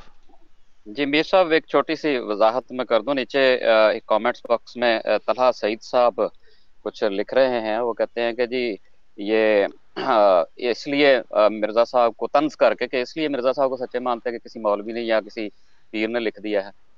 تو بات یہ ہے کہ اپنے اس معیار کو اسی وقت یہ رد کر دیتے ہیں، حالانکہ یہ ان کو اس طرح پوچھتے ہیں جسے نعوذ باللہ من ذالک خدا کو سجدے کیا جاتے ہیں، اور ان کی پوجا میں یہ اس قدر بڑے ہوئے ہیں کہ وہ ان کے سامنے گالیاں دے رہے ہوتے ہیں بیٹھ کے اور یہ سبحان اللہ کر رہے ہوتے ہیں بیٹھ کے اور ان کی قبروں کو سجدے کر رہے ہوتے ہیں. تو طلحہ سعید صاحب پہلے اپنے معیاروں کو درست کر لیں، اس کے بعد آپ یہ جو کامنٹ اس طرح کے لکھتے ہیں تو ان پر ذرا غور کریں اور پھر جو ہے وہ بات کریں. جی جزاک اللہ، بہت شکریہ. جی بہت شکریہ. جی اعظم صافی بھائی، مسلم احمدی بھائی، آپ نے مزید کچھ روشنی ڈالنی ہو یا کوئی بات کہنی ہو تو کہہ لیں، پھر ہمارے پاس کوئی مہمان آتا ہے تو اس سے ہم سوال بھی لیں گے. جی سلیم میر بھائی، جیسا کہ آپ نے ابھی عرض کیا ہے کہ گوئی جو ہے وہ جب پوری ہو جاتی ہے تب یہ حقیقت کھل کر سامنے آتی ہے کہ یہ اس طریق پر جو ہے وہ پیش گوئی پوری ہونی تھی. حضرت مسیح موعود علیہ الصلوۃ والسلام نے بھی اپنے مخالفین کو بلایا ہے اور کہا ہے کہ مجھے منہج نبوت کے اوپر جو ہے وہ پرکھو، یعنی جو طور طریقہ دوسرے انبیاء کے متعلق تم دیکھتے ہو قرآن میں اور احادیث میں یا ان کی پیش گوئیوں میں جو چیزیں تم پاتے ہو انہی طور طریقوں کے اوپر یا انہی پیش گوئیوں کے جس طریق پر وہ پوری ہو رہی ہیں انہی طریق پر تم میری پیش گوئیوں کو بھی پرکھو. تو آپ نے بہت ہی اچھا جو ہے نا وہ نقطہ یہاں پر بیان کیا ہے کہ جب پیش گوئی پوری ہو جاتی ہے تب اس کی اصل حقیقت کھلتی ہے کہ یہ اس طریق پر جو ہے وہ پوری ہونی تھی. اس کی مثال قرآن کریم کے اندر موجود ہے، جیسے کہ اللہ تعالیٰ نے حضرت نوح علیہ الصلوۃ والسلام کو یہ بات کہی کہ تم ایک کشتی تیار کرو اور میں تمہارے اہل کو جو ہے نا وہ بچاؤں گا. اب تفسیر کے اندر آتا ہے کہ قریب کوئی جی 25 اعظم صافی 26 صاحب سال کا اگر اس کا عرصہ. آپ حوالہ دے دیں تو میں ساتھ وہ دکھا دیتا ہوں آیت قرآن کریم کی. وہ آیت کا حوالہ تو میرے ذہن میں نہیں ہے کوئی ابھی. الفاظ ایک دو لفظ اگر عربی کے آپ بتا دیں میں ڈھونڈ دیتا ہوں. میں ایک منٹ دیکھتا ہوں، شاید میں نے کوڈ کیا ہوا ہے اس کو. جی اس کا یہ ہے کہ وہ پھر دوستوں کو آسانی ہو جاتی ہے اس سلسلے میں تحقیق کرنے میں. یہ ہمارے ساتھ ایک دوست شامل ہوئے ہیں، تب تک ہم ان کو بھی شامل کرتے ہیں اور ان سے پوچھتے ہیں اگر ان کا کوئی سوال ہو آپ تب تک اس کا حوالہ دیکھ لیں تاکہ ہم دوستوں کو حوالہ کے ساتھ وہ آیت بھی بتا دیں. جی خرم منیر صاحب آپ کیا بات کریں گے؟ جی آپ کو میری آواز آ رہی ہے؟ جی جی بالکل آپ کی آواز آ رہی ہے. لائیو جی آپ کی آواز آ رہی ہے. ایکچولی میں نے ابھی جوائن کیا، مجھے نہیں پتا پہلے کیا گفتگو ہو رہی ہے، تو میں کچھ کہنا ہی چاہوں گا. جی جی تو اگر ٹاپک بتا دیں گے تو پھر میرے لیے بہتری ہوگی، جی بھائی ٹاپک یہ ورنہ پھر میں ہے اپنا ہی کمنٹ کر دوں گا. ٹاپک یہ ہے کہ جو پیش گوئیاں کی جاتی ہیں کسی آنے والے کی طرف سے پچھلے انبیاء کے ذریعے، ان میں اس بندے کے جو حقیقی نام ہے یا اس کی گھر کی جگہ ہے یا اس کا پتہ ہے یہ بتانا ضروری نہیں ہوتا، اشارہ کنایہ میں بات کی جاتی ہے. اور اگر وہ نام بعین ہی وہ نہ ہو تو پھر بھی وہ پیش گوئی جو ہے اس کو ہم مانتے ہیں کہ وہ سچی ہوگی. اس کی ہم نے مختلف مثالیں دی ہیں، جیسے رسول کریم صلی اللہ علیہ وآلہ وسلم کے بارے میں پچھلے جو کتب ہیں ان کے اندر کہیں فارکلیت کا لفظ آیا ہے، کہیں جو ہے وہ کلکی اوتار کا لفظ آیا ہے، تو وہ مختلف مسلمان کہلانے والے علماء ان سب کو جو ہے وہ حضرت محمد صلی اللہ علیہ وسلم کی پیش گوئی کہتے ہیں. تو رسول کریم صلی اللہ علیہ وسلم کا نام نہ تو کسی نے کلکی اتار لکھا ہے اسلامی تاریخ میں، نہ ہی فارکلیت لکھا ہے، لیکن جب ان کے سامنے پیش کیا جاتا ہے دین اسلام کو تو یہی کہا جاتا ہے کہ یہ نبی کریم صلی اللہ علیہ وسلم کی پیش گوئیاں ہیں اور یہ ان کے نام ہیں. تو یہ ہم عرض کر رہے ہیں. اس سلسلے میں اگر آپ کچھ کہنا چاہتے ہو. جی جی بالکل، یہ مجھے بھی پتا ہے، میں کچھ تھوڑا بہت پڑھتا رہا ہوں، بلکہ فارکلیت کا ذکر جو ہے نا وہ پچھلی کتابوں میں جو ہے نا وہ ہوا ہے، اور اشارے اور کنائے دیے جاتے ہیں، ایگزیکٹ گھر کا ایڈریس یا پتہ جو ہے نا نہیں دیا جاتا. اور اگر ہم بات کریں امام مہدی کی، تو امام مہدی اول تو نبی نہیں ہے، ٹھیک ہے، وہ حضور صلی اللہ علیہ وسلم کی جو آل اولاد ہیں انہی میں سے آئیں گے، جو اہل سنت کا جو ہے نا اور باقی لوگوں کا اہل شیعوں کا بھی جو ہے نا عقیدہ ہے.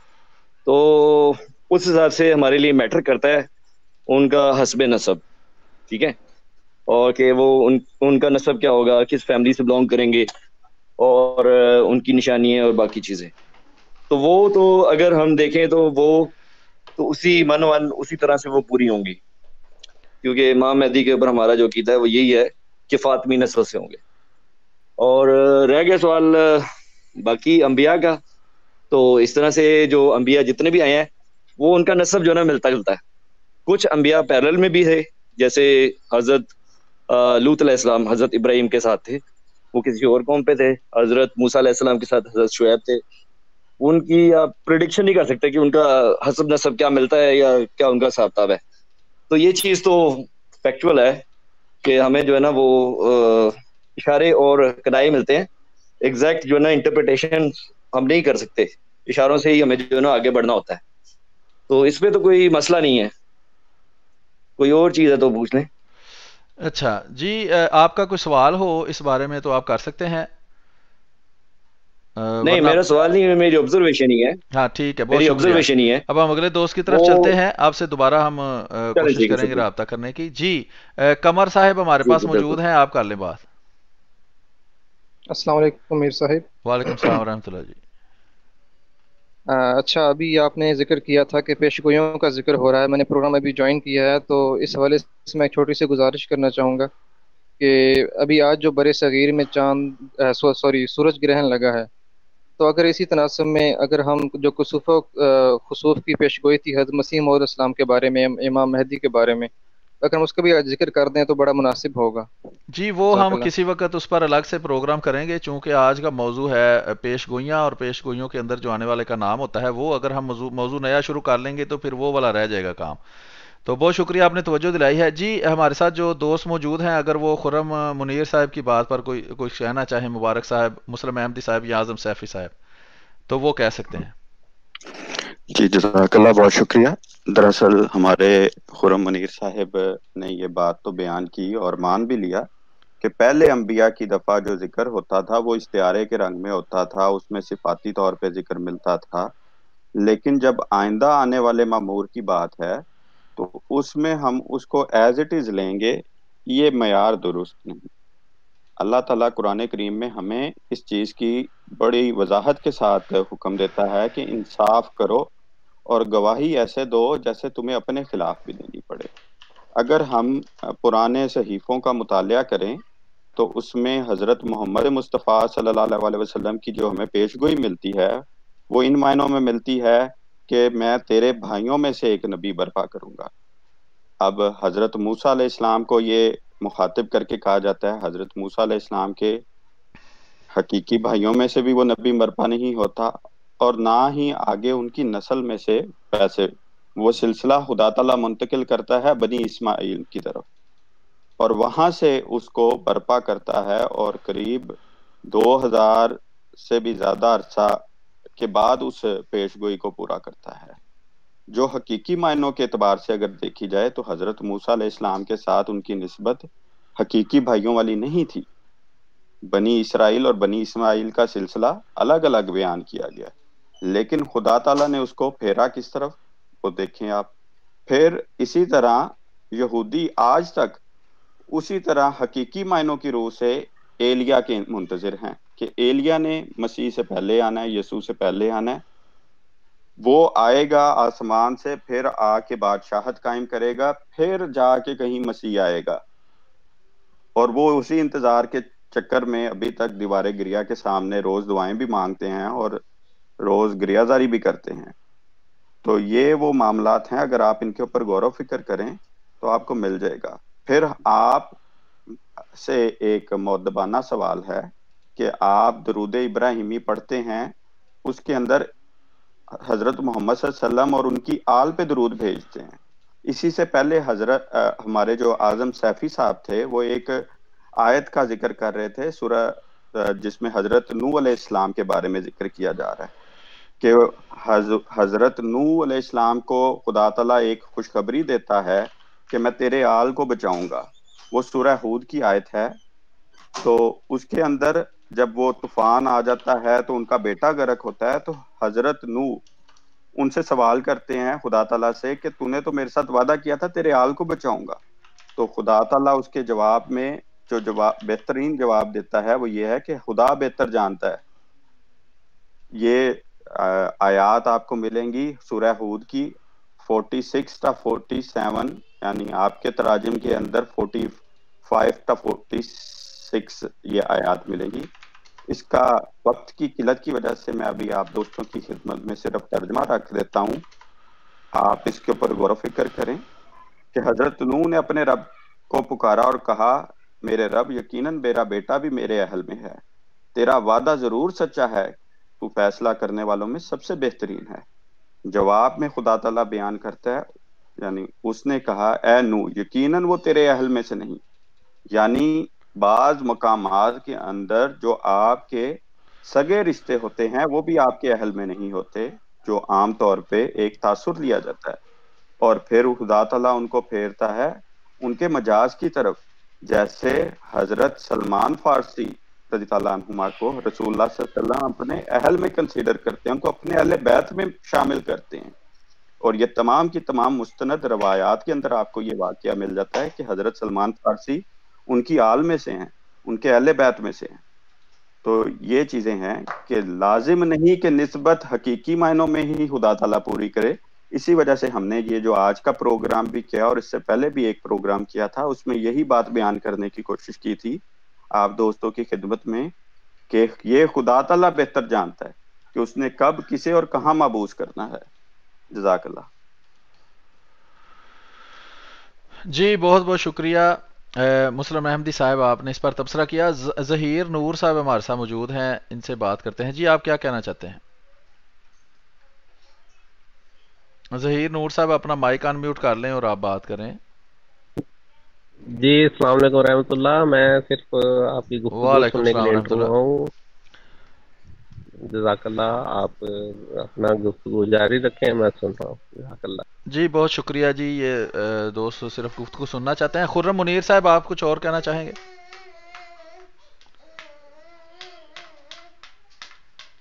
جی خرم منیر صاحب آپ کا مائک میوٹ ہے، اگر آپ کچھ کہنا چاہتے ہیں تو مائک ان میوٹ کر لیں.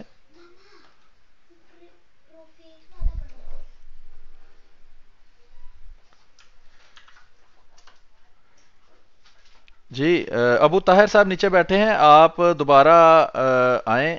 آپ مائک کو الاؤ نہیں آپ نے کیا، اس لیے آپ گفتگو میں شامل نہیں ہو سکتے. وہ دوست چلے گئے ہیں. ابھی آپ دوست جو ہمارے ساتھ موجود ہیں، آپ مزید کچھ روشنی ڈالنا چاہیں. اعظم سیفی صاحب آپ کچھ کہنا چاہتے ہیں مزید؟ جی ویسے تو وہ مسلم احمدی بھائی نے جو ہے نا وہ ذکر کر دیا ہے کہ سورہ ہود کی آیت نمبر جو ہے نا وہ 45 تا 47 اس کے اندر اس چیز کا ذکر ہے جی جی کہ حضرت نوح سے جو اللہ تعالیٰ نے وعدہ کیا تھا کہ میں تیرے اہل کو بچاؤں گا. اب دیکھیں 25-26 سال تک حضرت نوح علیہ السلام یہی سمجھتے رہے کہ میرا بیٹا جو ہے وہ میرے اہل میں داخل ہے. لیکن جب وہ پیش گوئی اس رنگ میں پوری ہوئی کہ ان کے اوپر اس بات کا انکشاف ہو گیا کہ ان کا بیٹا ان کے اہل میں داخل نہیں ہے، یہ آخری وقت میں جا کر پتہ چلا. تب پتہ چلا ان کو کہ یہ جو پیش گوئی اللہ تعالیٰ نے بتائی تھی، جو میں نے عوام کو سنائی کہ میرے اہل کو اللہ تعالیٰ بچائے گا، وہ اس رنگ میں پوری ہونی تھی کہ میرے اہل میں صرف وہی لوگ داخل ہیں جو میرے اوپر ایمان لے کر آئے. اسی طرح سورہ احزاب کے دوسرے رکوع میں بھی جو ہے وہ ذکر ملتا ہے کہ جب جنگ احزاب ہوئی تو اللہ تعالیٰ کا وعدہ یہ تھا کہ نصرت جو ہے وہ بہت جلد مل جائے گی. لیکن جب ایک لمبا عرصہ ہو گیا کیا نام جنگ کو ہوتے ہوئے، اور جو کھانے پینے کا سامان تھا، جیسا کہ تاریخ کی کتابوں میں بھی لکھا ہوا ہے کہ मुसलमानों के पास जो है ना वो तंगी हो गई, खाने पीने का सामान जो है वो ख़त्म हो गया। तो इसका जिक्र जो है ना फिर अल्लाह ताला ने कुरान करीम के अंदर किया हुआ है कि उनकी आंखें बाहर आ गई, वो वावेले करने लगे। हालांकि उन्होंने यहाँ तक ये बात कह दी कि हमने खुदा और उसके रसूल के वादे को जो है वो झूठा पाया, वो झूठ ही झूठ था जो वादा किया। क्योंकि जब ये पेशगोई पूरी हुई तब पता चला कि इस पेशगोई के जो है ना वो देर से पूरा होने में अल्लाह ताला का क्या मंशा था और ये किस तरीक पर पूरी होनी थी और क्यों अल्लाह ताला ने इसके अंदर ताखीर की। जैसा कि अल्लाह ताला फिर कुरान करीम के अंदर बयान फरमाता है कि इस पेशगोई के अंदर ताखीर इस वजह से हुई और इस रंग में ये पूरी होनी थी ताकि हम इस चीज़ को जान लें कि कौन अल्लाह और उसके रसूल के साथ है और कौन कौन ऐसे हैं जिनके दिलों के अंदर निफाक है। तो पेशगोई जब वक्त पर अपने पूरी हो जाती है तब पता चलता है कि ये पेशगोई इस तरीक पर पूरी होनी थी और इसके अंदर ये हिकमत थी। जी शुक्रिया। जी बहुत शुक्रिया। खुर्रम जी मुनीर साहब थोड़ी सी मैं भी जी अर्ज जी करना चाहता हूँ अगर आप इजाज़त दें मैं तो। जी आप बोले, जी आप बोले। जी अपना सामीन से और मीर साहब बात यह है कि कुछ इस बात पर अगर गौर कर लिया जाए कि जब तसलसल से हम पेशगोइयों को देखें तो फिर ही हम जो सही रिजल्ट है या सही नतीजा है उसको अखज़ कर सकते हैं। अगर हम एक पेशगोई को लेकर अपने अकीदे के नज़र से देखते हैं तो फिर उसकी इंटरप्रेट जो हम करते हैं उसको बिल्कुल दूसरी साइड पे चला जाता है। जैसा कि मैंने अभी थोड़ी देर पहले एक जो हुलिया रसूल करीम सल्लल्लाहु अलैहि वसल्लम ने बयान किया वो भी आपके सामने पेश किया। फिर ला महदी इल्ला ईसा का जिक्र आया। फिर व इमामोकुम मिनकुम, खुद अल्लाह ताला के रसूल ने फरमाया कि तुम्हारा इमाम तुम ही में से होगा। ठीक है, तो फिर एक चीज़ और आप देखें कि जब हज़रत ईसा अलैहिस्सलाम ने ये फरमाया कि कुरान मजीद में ये मौजूद है कि मेरे बाद एक नबी आएगा जिसका नाम अहमद होगा। ठीक है, तो आज तक जो दूसरे मज़ाहिब के लोग हैं जिनके पेशगोइयों के अंदर दूसरे नामों से हज़रत रसूल करीम सल्लल्लाहु अलैहि वसल्लम का जिक्र मौजूद है, जैसे कि हमारे पैनलिस्ट ने यहाँ पे जिक्र भी किया, तो वो ख़ास तौर पर ये मेंशन करते हैं कि देखें यहाँ तो हमारे पास ये नाम लिखा हुआ है और वहाँ कुरान मजीद में भी अहमद नाम लिखा हुआ है, लेकिन ये मोहम्मद को मान बैठे हैं। ये मोहम्मद कहाँ से आ गया? तो ये चीज़ें बड़ी गौर तलब हैं। हमें बड़ी एहतियात से, बड़ी समझ से, खुदा ताला फरमाता है कि मैं कुरान मजीद में मैंने हर किस्म की मिसाल बयान की है। एग्जैक्ट जो वाक़या जो आप मनीर साहब ने भी यहाँ जिक्र किया कि वो सारा कुछ नहीं बयान किया जाता, लेकिन ये मान कर भी अगर दूसरी तरफ चले जाना तो फिर वो अपने अकायद के जो है वो तकलीद करना है, ना कि उस रसूल को अपनाना जो कि असल मियार अल्लाह ताला ने और रसूल करीम सल्लल्लाहु अलैहि वसल्लम ने हमारे सामने पेश कर दिया। जज़ाकल्लाह हसन अल-जज़ा। जी बहुत शुक्रिया जी। खुर्रम मुनीर साहब आप कुछ कहना चाहते हैं? जी वो मुबशर कालू साहब मेरे ख्याल जो वो बात कर रहे थे पहले दरूद इब्राहिमी का और हज़रत मूसा अलैहिस्सलाम की एग्जांपल दी थी, वो बात इसी तरह से है। और लेकिन दरूद इब्राहिमी के अंदर वो है कि उसका मतलब यह है कि जिस तरह से बनी इसराइल तो यानी तुमसे पहले वाले लोग जो थे वो दरूद भेजते थे, इसी तरह आप लोग भेजें। तो वो एक रेफरेंस दिया गया है उस दरूद इब्राहिमी के अंदर।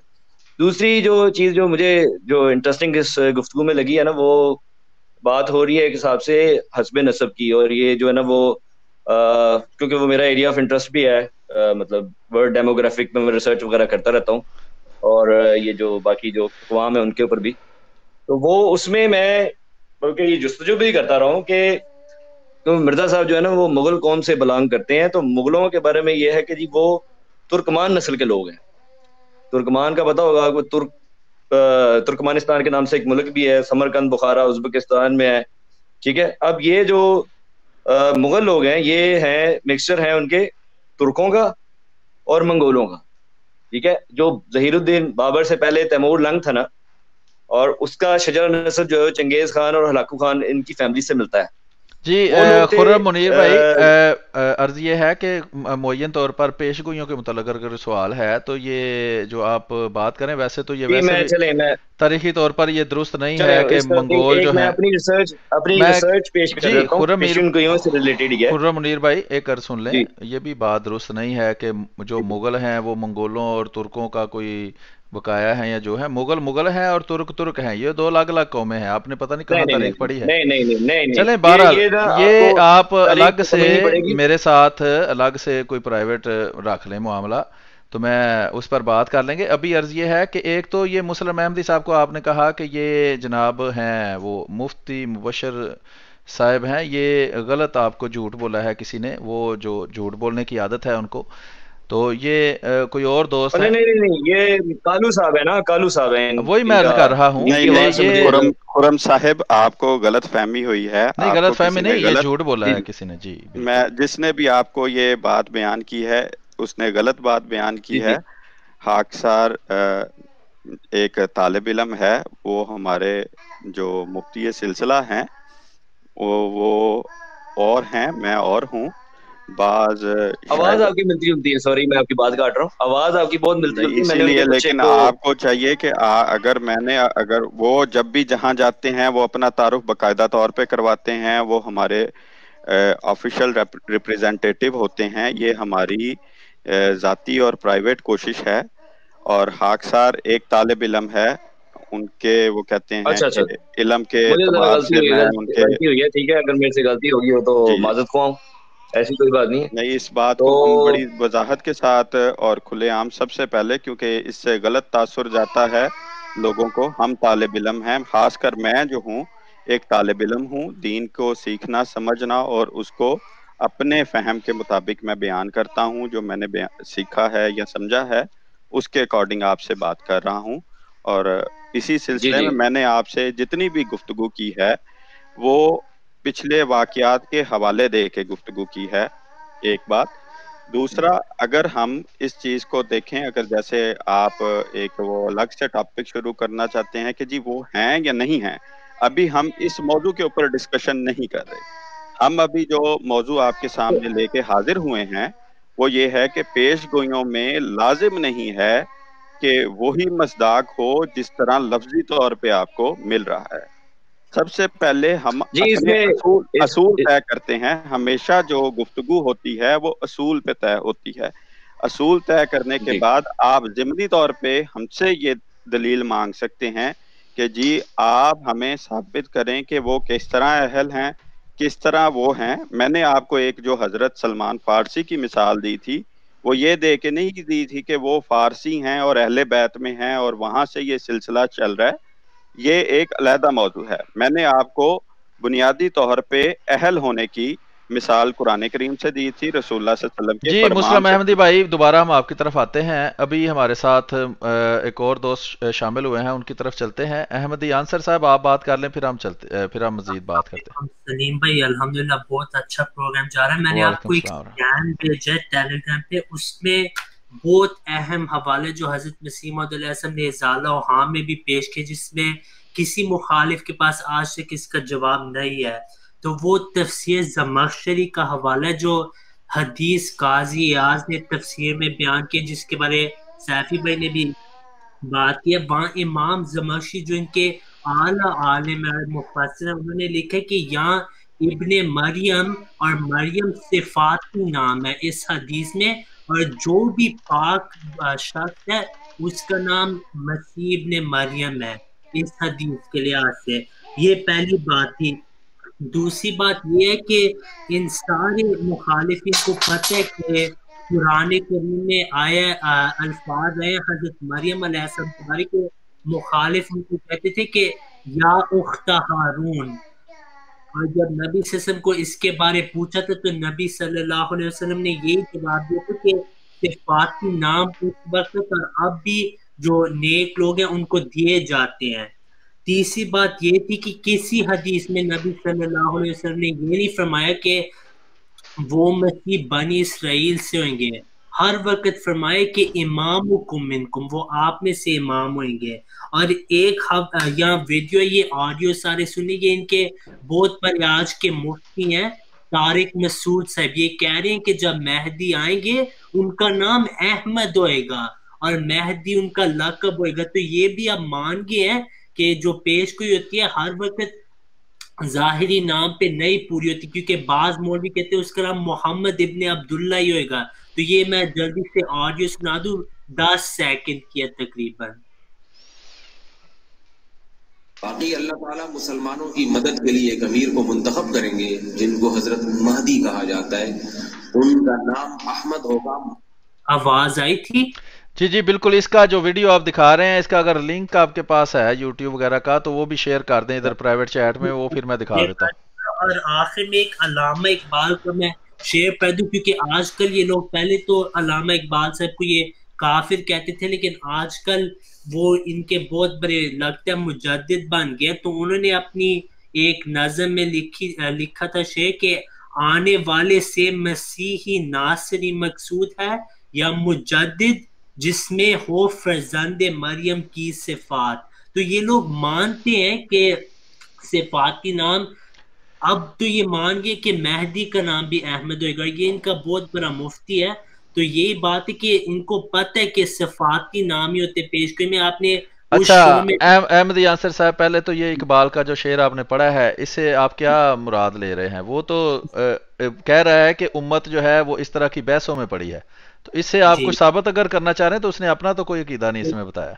जी, उसने अपना नहीं अकीदा पेश किया, लेकिन ये दिखाते कि उम्मत में ये बहस चल रही थी। और अल्लामा सिंधी भी एक बहुत बड़े आलिम है जो हज़रत मसीह मौऊद अलैहिस्सलाम से पहले थे, और उन्होंने भी यही बात लिखी। और भी इब्ने अरबी का भी हवाला है, एक तो हवाला वो भी मैं आपको टेलीग्राम पे भेज देता हूँ, बहुत 100 साल पहले का हवाला है कि 3 ग्रोह है मुसलमानों में। एक कहते थे कि ईसा आएंगे वही मसीह, एक है कि वो फोत हो गए नहीं आएंगे, और तीसरा ग्रोह जिनके बारे लिखा है कि एक शख्स होगा, जैसे हम शैतान, गंदे इंसान को शैतान कह देते हैं, तो बाज मुसलमानों का ये भी एक अकीदा है कि जो मसीह आएगा वो ईसा की तरह होएगा। तो वो भी मैं आपको अभी हवाला भेज देता हूं। जी ठीक है, बहुत शुक्रिया अहमद आंसर साहब, कुछ हवाला जाते उन्होंने दिए, कुछ बातें उन्होंने की। अबू ताहिर साहब, आप क्या कहना चाहते हैं? अस्सलाम वालेकुम, मेरी आवाज़ आ रही है? जी वालेकुम सलाम जी, आपकी आवाज़ आ रही है जी। जज़ाकल्लाह। मेरा एक सवाल है कि शायद अज़ाला ओहाम में ये इबारत है, हज़रत मसीह मौऊद अलैहिस्सलाम ने फरमाया है। एक मिनट, अर्ज ये है कि अगर आपने हज़रत मसीह अलैहिस्सलाम की कोई बात करनी है तो पहले वो इबारत खुद ढूंढें, उसका एग्जैक्ट सफ़ा नंबर और एग्जैक्ट उसका पूरा हवाला दें, फिर वो बात कर सकते हैं। अपने ख्याल से अगर आप बात करेंगे तो वो ना आप अपनी बात के हक में पेश कर सकते हैं, ना ही किसी सवाल के लिए पेश कर सकते हैं, क्योंकि ख्याली इबारत जो है, जो अपने पास से आपको जो याद रह गई है, वो पेश करना मेरा ख्याल है मुनासिब नहीं। अगर आपके पास एग्जैक्ट हवाला है तो आप वो पेश कर दें, वरना वैसे कोई बात या सवाल आप करना चाहें तो वो कर दें। बहुत शुक्रिया जनाब। एक मारूफ सी बात है, मैं इसलिए पूछ रहा हूँ, आज़म सैफी साहब वगैरह जानते होंगे इसको। वो सवाल ये है कि हज़रत मसीह मौऊद अलैहिस्सलाम ने फरमाया कि हो सकता है कि बाद में भी कोई ऐसा मिसदाक आए जो ज़ाहिरी तौर पे रसूलुल्लाह सल्लल्लाहु अलैहि वसल्लम के साथ दफन हो जाए, ऐसा एक हवाला है। आप हवाला बताएं ना। मेरा ख्याल है कि हवाले के बगैर अगर ख्याली या बात करेंगे कि ऐसा है तो वो फिर मुनासिब नहीं लगता।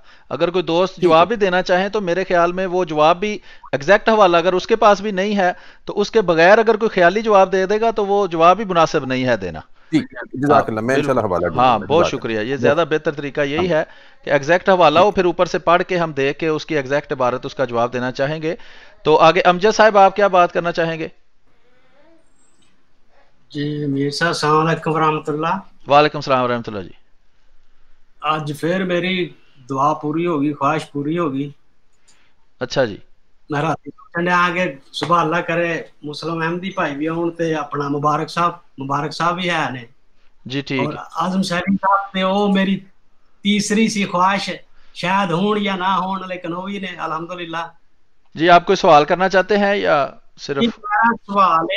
मेरा सवाल है कि मीर साहब, सवाल ते ਉਹ ਕੀ ਕਹਿੰਦੇ ਨੇ, ਮੈਂ ਤੁਹਾਨੂੰ ਪੁੱਛਿਆ ਵੀ ਸੀ ਕਿ ਮੇਰੇ ਕੋਲ ਤੇ ਕੋਈ ਸਵਾਲ ਨਹੀਂ ਬਣਦਾ ਜਿਹੜਾ ਮੈਂ ਪੁੱਛਾਂ ਤੁਹਾਨੂੰ। ਮੈਂ ਆਖਿਆ ਸੀ ਕਿ ਤੁਸੀਂ ਮੈਨੂੰ ਕੋਈ ਸਵਾਲ ਬਣਾ ਕੇ ਦਿਓ ਕਿ ਜਿਹੜਾ ਮੈਂ ਪੁੱਛ ਸਕਾਂ, ਕਿਉਂਕਿ ਕੋਈ ਮੇਰੇ ਜ਼ਿਹਨ 'ਚ ਐਸਾ ਨਹੀਂ ਸਵਾਲ ਆਇਆ ਕਿ ਜਿਹੜਾ ਮੈਂ ਜਮਾਤ ਅਹਿਮਦੀਆ ਦੇ ਉੱਤੇ ਉਠਾ ਸਕਾਂ। ਦੂਸਰੀ ਇਹ ਮੈਂ ਗੱਲ ਕਹਿਣੀ ਸੀ ਕਿ ਮਾਰਚ ਦੇ ਵਿੱਚ ਨਹਾਇਤ ਬਦਜ਼ਬਾਨੀ ਕੀਤੀ ਗਈ, ਜਿਹਦੇ 'ਚ ਦੁੱਖ ਵੀ ਹੋਇਆ, ਔਰ ਇਹ ਰੋਜ਼ ਹੀ ਕਰਦੇ ਨੇ। ਔਰ ਉਹਦੇ ਵਿੱਚ ਮੈਂ ਅਚਾਨਕ ਉਹਨਾਂ ਬਦਜ਼ਬਾਨਾਂ ਨੂੰ ਕਿਹਾ, ਮੈਂ ਕਿਹਾ ਜਿਵੇਂ ਦੁਖੀ ਬੰਦਾ ਹੋ ਕੇ, ਮੈਂ ਅਗਲੇ 6 ਮਹੀਨਿਆਂ ਦੇ ਵਿੱਚ ਅੱਲਾਹ ਤਾਲਾ ਤੁਹਾਨੂੰ ਨਿਸ਼ਾਨ ਦਿਖਾਏਗਾ, ਜਿਹਦੇ 'ਚ ਉਹਨਾਂ ਮੈਨੂੰ ਬਾਰ-ਬਾਰ ਯਾਦ ਦਹਾਨੀ ਵੀ ਕਰਾਈ ਕਿ ਹੁਣ ਟਾਈਮ ਇੰਨਾ ਹੋ ਗਿਆ, ਫਿਰ ਉਸ ਤੋਂ ਬਾਅਦ ਜਿਹੜਾ ਮੈਂ ਜਵਾਬ ਉਹਨਾਂ ਨੂੰ ਦਿੱਤਾ, ਮੈਂ ਉਹਨਾਂ ਨੂੰ ਦਿਖਾਇਆ ਕਿ ਇਹ ਟਿੱਡੀਆਂ ਦਾ ਹਮਲਾ ਤੁਹਾਡੇ ਉੱਤੇ ਅੱਲਾਹ ਤਾਲਾ ਨੇ ਜਵਾਬ ਦਿੱਤਾ ਹੈ ਸੱਚੇ ਮਸੀਹ ਦਾ। ਮੈਂ ਤੇ ਇਹਨੂੰ ਬਹੁਤ ਵੱਡੀ ਵਾਹੀ ਸਮਝਣਾ ਤੇ ਸਮਝ ਜਾਓ। ਔਰ ਅੱਜ ਜਿਹੜਾ ਉਹ ਸੂਰਜ ਗ੍ਰਹਿਣ ਵੀ ਐਡਾ ਜ਼ਬਰਦਸਤ ਕਿਸਮ ਦਾ ਲੱਗਿਆ ਹੈ, ਤੇ ਮੈਂ ਚਾਹੁੰਦਾ ਕਿ ਮੁਸਲਮ ਅਹਿਮਦੀ ਭਾਈ ਸਾਹਿਬ ਥੋੜਾ ਜਿਹਾ ਤਬਸਰਾ ਕਰਨ, ਔਰ ਮੈਂ ਇਹਨੂੰ ਸਮਝਣਾ ਕਿ ਜਿਹੜੀ ਮੈਂ ਗੱਲ ਕੀਤੀ ਸੀ ਜਿਹੜੀ ਉਹ अल्लाह ताला ने पूरी कर। जी बहुत शुक्रिया जी। अमजद चौधरी साहब हमारे साथ मौजूद हैं, इन्होंने एक बात की है। अगर कोई हमारे 3 दोस्त जो पैनलिस्ट बैठे हैं इस पर कोई अपना तबसरा करना चाहें, जो पिछले 2 दोस्तों ने 3 दोस्तों ने बात की है तो वो कर लें, उसके बाद फिर खुर्रम मुनीर साहब की हम तरफ चलते हैं।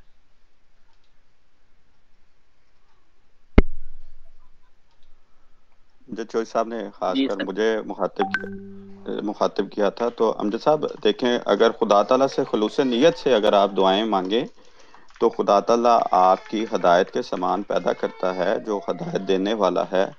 लेकिन बात यह है कि इससे भी बेहतरीन निशान खुदा ताला पहले दिखा चुका है। अब चीज़ ये है कि देखने वालों ने उनको देख के क्या कबूल किया या इनकार किया। रसूलुल्लाह सल्लल्लाहु अलैहि वसल्लम के ज़माने में बहुत से निशानात दिखाए गए थे और उनसे बेहतर नबी दुनिया में नहीं दिखा सकते। करीम की हमेशा से ये आदत होती है कि निशान देखने के बाद उसके फिर उस खुदा की तरफ झुकते नहीं हैं, बल्कि तकब्बुर करते हैं और मज़ीद तमस्खुर में बढ़ते जाते हैं। सो ये निशान उन लोगों के लिए तो बाइस से रहमत होंगे जो खुदा तआला से मदद चाहते हैं और खुदा तआला की तरफ झुकते हैं और खुदा के जो गुज़श्ता निशानात हैं उनकी तरफ तवज्जो देते हैं। और जो नहीं समझते वो यही समझते हैं कि ये एक आम सी बात है, आम सा वाक़या है, कोई इसमें ऐसी खास बात नहीं है। बहुत से सूरज ग्रहण भी अक्सर लगते आए हैं और इस किस्म की बलाएं आती रही हैं, लेकिन कुरान की जगहों पे हमें इस चीज़ से मुतनब्बा करता है कि अल्लाह ताला तुम्हें आज़माता भी है इन वाक़यात से, और बाज़ जगहों पे ये बाइस निशान भी होती हैं। और बाज़ लोगों को खुदा ताला उनकी जो तकब्बुर होता है उसके ऊपर सजाएं भी देता है। तो ये हर इंसान के लिए मुख्तलिफ पहलू भी रखती हैं अपने अंदर। जज़ाकल्लाह। जी बहुत शुक्रिया जी। खुर्रम मुनीर साहब आप कुछ कहना चाहते हैं? जी वो मैं यही देखना चाह रहा था, प्रेडिक्शन के ऊपर बात हो रही है तो मुझे अभी ज़हन में जो है ना वो कुछ हदीस आ रही है, जिसमें एक तो जिक्र आपने किया इमामुकुम मिनकुम, ठीक है, तो एक ये हदीस है और दूसरी जो हदीस है वो अल-मशहूर, आपको पता ही होगा, जिसमें जो है ना नमाज का वक्त होगा तो हज़रत इमाम महदी जो है ना इमामत करेंगे और हज़रत ईसा अलैहिस्सलाम उनके पीछे जो है नमाज पढ़ेंगे। अब मैं ये पूछना ये चाहता हूँ, क्वेश्चन मेरा ये है कि क्या आप कोई ऐसी एग्जाम्पल या रेफरेंस दे सकते हैं हज़ूर सल्लल्लाहु अलैहि वसल्लम के ज़माने से, दे दें हज़रत मूसा अलैहिस्सलाम या हज़रत ईसा से, कि उन्होंने अपने उम्मती के पीछे नमाज पढ़ी हो? जी ये क्वेश्चन। अच्छा जी जी कोई दोस्त इसका जवाब, आज़म सैफी साहब आप दे दें इसका जवाब। जी सवाल इनका यही है, जहाँ तक मैं समझाऊं, कि क्या कोई नबी ऐसा हुआ है जिसने अपने उम्मती के पीछे नमाज पढ़ी हो? यही जी बिल्कुल यही सवाल है। तो जी जैसे हज़रत ईसा अलैहिस्सलाम। जी आप अभी खुर्रम मुनीर साहब इंतजार करें, उनको जवाब दे लेने उसके बाद। जी नहीं, इनको अपनी बात कंप्लीट करने दें ताकि सही से समझ में आए कि पूछना क्या चाह रहे हैं। जैसे ईसा अलैहिस्सलाम क्या? जी आप बिल्कुल सही समझे हैं। जब इमाम महदी तशरीफ लाएंगे, ठीक है, उनके बाद हज़रत ईसा अलैहिस्सलाम का नज़ूल है और उसके ऊपर हमारी सही हदीसें हैं, जिसके अंदर ये हदीस है कि जब नमाज का वक्त होगा तो वो उनको ऑफर करेंगे कि आप नमाज की इमामत करें, लेकिन वो हज़रत इमाम महदी को कहेंगे आप पढ़ें कि मैं उम्मती हूँ। तो हमारा कीदा यही है कि वो उम्मती बनकर आएंगे, ठीक है। तो अब आप कोई ऐसी एग्जाम्पल दें कि जिसमें आप ये प्रूव कर सकें किसी नबी ने, ठीक है, किसी उम्मती के पीछे नमाज पढ़ी हो।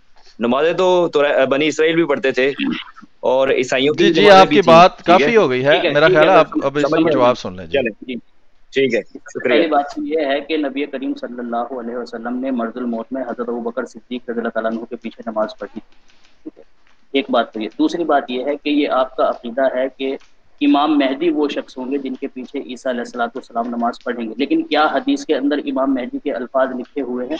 तो जहाँ तक मेरा इल्म है वहाँ इमाम महदी के अल्फाज नहीं लिखे हुए हैं, बल्कि जो उम्मत के बुजुर्गान हैं उन्होंने अपने इज्तिहाद की बिना पर ये बात कही है کہ وہ امام مہدی ہوں گے جن کے پیچھے عیسیٰ علیہ السلام نماز پڑھیں گے.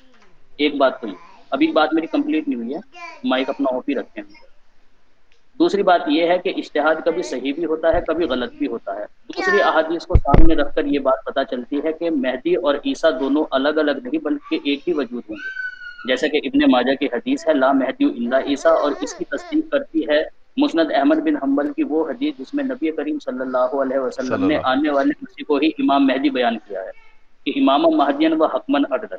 دوسری بات یہ ہے کہ اگر ہم ان کو الگ الگ مانیں تو ہمیں بہت سارے نقائص کا سامنا کرنا پڑے گا. سب سے پہلی بات تو یہ کہ آپ کہہ رہے ہیں کہ عیسیٰ علیہ السلام امتی ہوں گے، فقط امتی ہوں گے، جبکہ نبی پاک صلی اللہ علیہ وسلم کی کسی حدیث میں یہ بات نہیں آئی ہے کہ محمد صلی اللہ علیہ وسلم نے فرمایا ہو کہ وہ صرف امتی ہوں گے. کسی نے اپنے اجتہاد کی بنا پر کہی ہو وہ بات الگ ہے، لیکن محمد صلی اللہ علیہ وسلم کا ایسا کوئی قول نہیں ہے جس میں محمد صلی اللہ علیہ وسلم نے فرمایا ہو کہ وہ محض امتی ہوں گے. بلکہ نبی پاک صلی اللہ علیہ وسلم نے تو آنے والے مسیح کو نبی اللہ کہہ کر بلایا ہے. تو جب نبیوں کے سردار آنے والے مسیح کو نبی اللہ کہہ رہے ہیں، ہماری کیا مجال کہ ہم یہ کہیں کہ نہیں وہ صرف امتی ہوں گے. دوسری بات یہ ہے کہ مہدی کا اور مسیح کا دونوں کا زمانہ ایک ہی ہے. اگر ہم ان کو الگ الگ مانیں تو ایک نبی تو ایک غیر نبی کی بیعت نہیں کر سکتا، کیونکہ حدیث میں آیا ہے کہ بیعت جو کرنی ہے وہ مہدی کی کرنی ہے. اور عیسیٰ علیہ السلام تابع ہوں گے محمد صلی اللہ علیہ وسلم کے حکم کے، تو ظاہر سی بات ہے انہیں نبی کریم صلی اللہ علیہ وسلم کا یہ حکم بھی بجا لانا پڑے گا کہ مہدی کی بیعت کرنی ہے. تو ایک نبی کبھی بھی غیر نبی کی بیعت نہیں کرتا. ایک نقص تو یہ لازم ہے. دوسرا یہ ہے کہ نبی پاک صلی اللہ علیہ وسلم نے آنے والے مہدی کو بھی اور مسیح کو بھی دونوں کو امام کہا ہے. لیکن کیا امت کے اندر ایک وقت میں دو امام ہو سکتے ہیں؟ تاریخ سے ہمیں پتہ چلتا ہے ہرگز نہیں. جیسا کہ جب نبی پاک صلی اللہ علیہ وسلم کی وفات ہوئی تو حضرت کیا نام عمر رضی اللہ تعالیٰ عنہ اور حضرت ابو بکر رضی اللہ تعالیٰ عنہ الگ تھے، اور انصار جو تھے وہ اپنے میں سے امام منتخب کر رہے تھے. کسی شخص نے جب مطلع کیا کہ وہاں پر امام منتخب کیا جا رہا ہے، انصار اپنے میں سے امام منتخب کر رہے ہیں، تو حضرت عمر اور حضرت ابو بکر دونوں وہاں پر گئے اور جا کر کہا کہ آپ اپنے میں سے امام منتخب کر رہے ہو، کیوں؟ تو انہوں نے دلیل دی کہ نبی پاک صلی اللہ علیہ وسلم جب کسی لشکر کو روانہ کیا کرتے تھے تو امام ہمیں میں سے منتخب کیا کرتے تھے، یعنی ہم میں امام ہونے کی صلاحیت ہے. اس کے اوپر حضرت عمر رضی اللہ تعالیٰ عنہ نے کہا کہ کیا تم نے نبی کریم صلی اللہ علیہ وسلم کی یہ بات نہیں سنی کہ امام یا خلیفہ جو ہوں گے وہ قریش میں سے ہوں گے؟ اس پر انصار نے یہ تجویز کی کہ ٹھیک ہے پھر ایک امام آپ میں سے ہو جائے اور ایک امام ہم میں سے ہو جائے. حضرت عمر رضی اللہ تعالیٰ عنہ نے کہا یہ ممکن نہیں، ایک میان میں دو تلواریں ہوں، یعنی ایک امت میں ایک ہی وقت میں اس کے دو امام ہوں، یہ ممکن نہیں ہے. لہٰذا پھر امامت جو تھی وہ قریش کے پاس گئی. اگر ایک ہی وقت میں دو امام ہو سکتے تو پھر یزید کو اور حضرت امام حسین کو لڑنے کی کیا ضرورت تھی؟ صلح کر سکتے تھے، ٹھیک ہے بھائی وہ ایریا تم سنبھالو، یہ ایریا ہم سنبھالتے ہیں. لیکن چونکہ ایک وقت میں دو امام نہیں ہو سکتے، اس لیے امام حسین رضی اللہ تعالیٰ عنہ نے شہادت تو قبول کر لی، لیکن اس بات کو گوارا نہیں کیا کہ یزید بھی میرے ساتھ امام کا حقدار ہو. پھر نبی کریم صلی اللہ علیہ وسلم کی ایک اور حدیث ہے جس میں نبی کریم صلی اللہ علیہ وسلم نے آنے والے عیسیٰ کے متعلق یہ بات کہی کہ لیس بینی و بینہ نبی الا انہ خلیفتی فی امتی، کہ خبردار وہ میری امت میں میرا خلیفہ ہوگا. اور دوسری طرف امام مہدی کو بھی نبی کریم صلی اللہ علیہ وسلم نے خلیفہ کہا ہے. اب مسلم شریف کی وہ حدیث جس میں نبی کریم صلی اللہ علیہ وسلم نے بیان فرمایا کہ جب تم کسی ایک خلیفہ کے ہاتھ پر بیعت کر لو تو دوسرے کو قتل کر دو، تو امام مہدی کے ہاتھ پر تم لوگ بیعت کر لو گے تو پھر کیا نبی کریم صلی اللہ علیہ وسلم کی اس حدیث کے مطابق حضرت عیسیٰ علیہ السلام کو قتل کر دو گے؟ تو بہت سارے نقص لازم آتے ہیں اگر مانا جائے کہ یہ دونوں الگ الگ وجود ہیں. جی شکریہ. جی بہت شکریہ جی. آگے مبارک بھائی آپ کچھ کہنا چاہتے ہیں اس بارے میں؟ نہیں میرے خیال بالکل بہت ہی اچھی تفصیل بیان کر دی سیفی بھائی نے، اور پھر بات وہیں گھوم پھر کے آتی ہے کہ اگر ہم ایک بات کو لے کر دوسری بات کو چھوڑ دیں گے اور اس بات کو ہم اپنا لیں گے جو ہمارے بچپن سے ہمیں جو فیڈ کیا گیا ہے اس کو ہم اپنے عقیدے کی نظر سے دیکھیں گے تو کبھی بھی آپ نتیجہ نہیں نکال پائیں گے. اس کے لیے لازم ہے کہ ان اصولوں کے تحت ہم پوری تفصیل کو جانیں اور جو معیار اللہ تعالیٰ کی طرف سے ہمیں دیے گئے ہیں ان کو ہم اپنائیں گے تو پھر ہی ہم کسی اچھے نتائج کی طرف جائیں گے. اور تقویٰ اس کا بالکل جو سب سے بیسک جو ہے وہ تقویٰ سے ہم اس کو پرکھیں تو تب جا کے ہم ایمان کی وہ سیڑھی چڑھ پائیں گے جہاں پہ نجات اللہ تعالیٰ نے رکھی ہے. جزاک اللہ احسن الجزا. جی ہمارے ساتھ جو دوست تھے وہ تو اب موجود نہیں ہیں. مسلم احمدی بھائی آپ کچھ کہنا چاہتے ہیں؟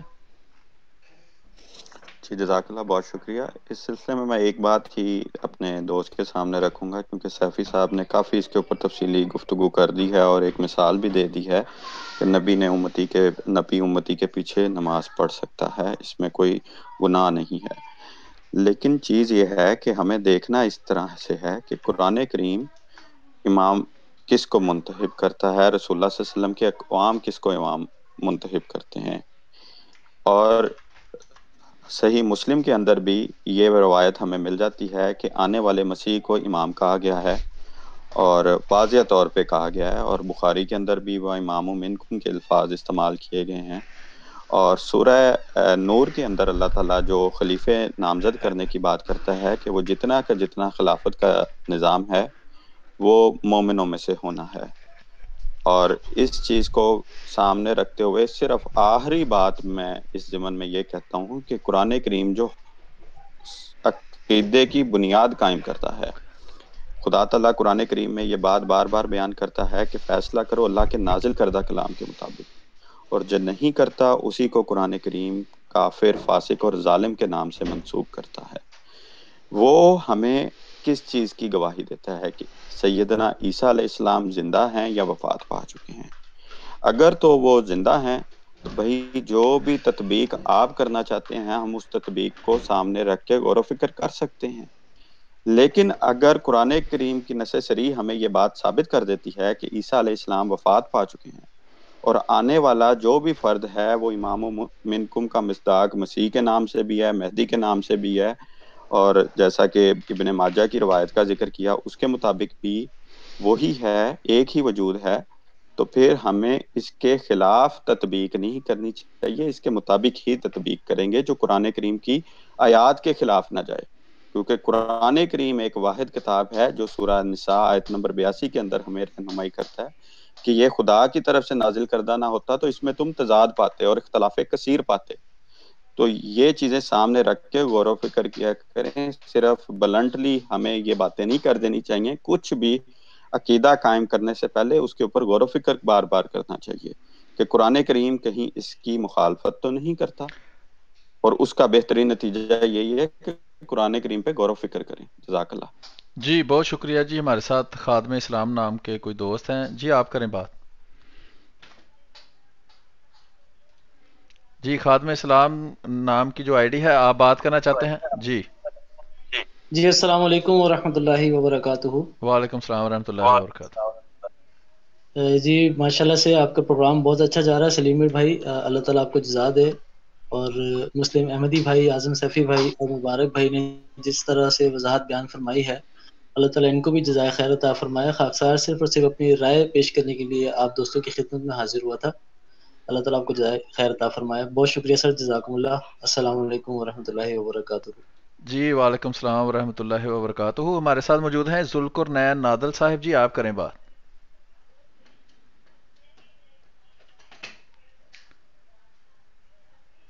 جی ذوالقرنین صاحب، آپ کچھ کہنا چاہتے ہیں؟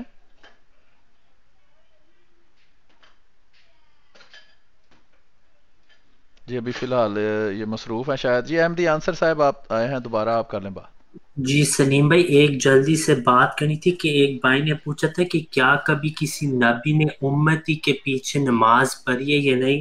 اس کے حوالے سے ہمارے خلیفہ حضرت مرزا مسرور احمد طالب بن نصر عزیز نے اسی خطبے میں حوالہ دیا۔ یہ ہر مسلمان مانتے کہ حضرت محمد صلی اللہ علیہ وسلم نے حضرت عبد الرحمن ابن عوف کے پیچھے بھی نماز پڑھی تھی۔ اور دوسری بات یہ کہ یہ اعتراض کرتے ہیں کہ حضرت مسیح موعود علیہ السلام نے کیوں پھر امتی کے پیچھے نماز پہ، یہ ان کا خود ہی بنایا اصول ہے، قرآن میں نہیں ہے، حدیث میں نہیں ہے، بلکہ حدیث میں اس کے اپوزٹ ملتا ہے۔ حدیث میں نبی صلی اللہ علیہ وسلم نے پیش گوئی فرمائی تھی کہ جب مسیح آئے گا، یہ صحیح مسلم میں حدیث ہے کہ وہ امتی کے پیچھے نماز پڑھا کرے گا، اور مسند احمد میں بھی یہی حدیث ہے کہ جب مسیح آئے گا وہ نہیں نماز پڑھائے گا، وہ جو ان کے امت ان کے صحابہ ہوں گے ان کے پیچھے نماز پڑھیں گے۔ جزاک اللہ۔ جی بہت شکریہ۔ تابع صاحب ہمارے ساتھ موجود ہیں، جی تابع صاحب آپ کریں بات۔ السلام علیکم ورحمۃ اللہ۔ وعلیکم السلام ورحمۃ اللہ۔ جی میر صاحب میں احمدی مسلم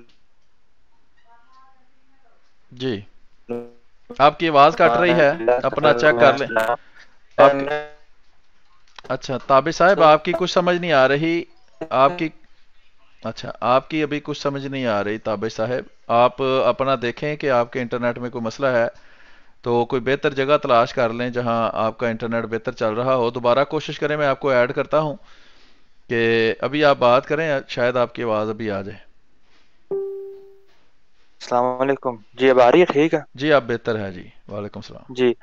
جی میرا سوال یہ تھا کہ جو ابو داؤد کی حدیث ہے جس میں ہے کہ حضرت مسیح موعود علیہ السلام جو ہوں گے ان کا نام وہی نام ہوگا جو حضرت محمد مصطفیٰ صلی اللہ علیہ وسلم کا تھا, تو اس کا جو جب میں نے اس کا جواب تلاش کیا اور علماء جو ہیں جماعت کے ان کی سنی تو اس میں مجھے پتہ یہ لگا کہ مطلب کہ صفاتی نام ہے جو حضور صلی اللہ علیہ وسلم کا صف میں نام احمد ہے, تو وہاں تک تو بات میں سمجھ آ گئی, مگر اسی میں آگے یہ ہے کہ جو ان کا والد صاحب ہے مطلب حضرت مسیح موعود علیہ السلام کے والد صاحب کا نام وہی نام ہوگا جو حضرت محمد مصطفیٰ صلی اللہ علیہ وسلم کے والد صاحب کا نام تھا.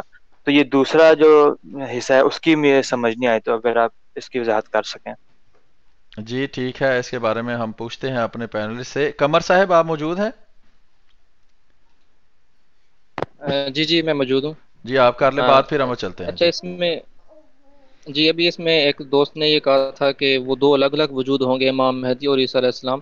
تو اس میں تو اللہ تعالیٰ قرآن کریم میں ہمیں یہ ہدایت فرماتا ہے کہ جو نبی ہوتے ہیں وہی امام مہدی ہوتے ہیں, وہ امام بھی ہوتے ہیں اور اللہ تعالیٰ کے حکم سے ہدایت بھی دیتے ہیں. اچھا جی. جیسے کہ اللہ تعالیٰ قرآن کریم میں فرماتا ہے کہ وَجَعَلْنَا مِنْهُمْ أَئِمَّةً يَهْدُونَ بِأَمْرِنَا, کہ ہم نے ان میں سے ایسے امام بنائے جو ہمارے حکم سے لوگوں کو ہدایت دیتے تھے. تو امام مہدی اور کسے کہتے ہیں؟ امام بھی ہے اور اللہ تعالیٰ کے حکم سے اس سے حکم پا کر وحی پا کر لوگوں کو ہدایت بھی دیتے ہیں. تو جو عیسیٰ علیہ السلام ہے وہی تو امام مہدی ہوں گے. جی ٹھیک, بہت شکریہ. جی ابھی اعظم سیفی بھائی آپ تابع صاحب کے سوال کا جواب دینا چاہیں کہ ان کے والد کا نام بھی عبداللہ ہوگا یا میرے نام پر ہوگا, اس کی کیا وضاحت ہے؟ اور یہ بھی تھوڑا وضاحت کر دیں کہ کیا جو امام مہدی کے بارے میں احادیث ہیں یا روایات ملتی ہیں ان میں کوئی اختلاف بھی پایا جاتا ہے یا بالکل ایک ہی بات کی گئی ہے, اس کے خلاف کوئی بات نہیں کی گئی؟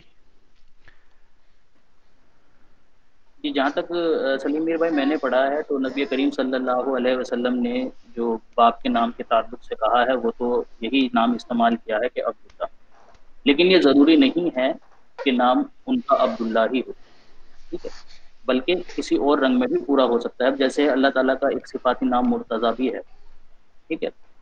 اب حضرت مسیح موعود علیہ الصلوۃ والسلام کے جو والد صاحب کا نام تھا وہ عبد المرتضیٰ تھا. اب عبداللہ کا بھی معنی وہی ہے اور عبد المرتضیٰ کا بھی معنی وہی ہے, یعنی اللہ کا بندہ. تو اگر اس کو ہم ظاہری پر بھی لیں تو بھی اس طریقے سے پوری ہو رہی ہے.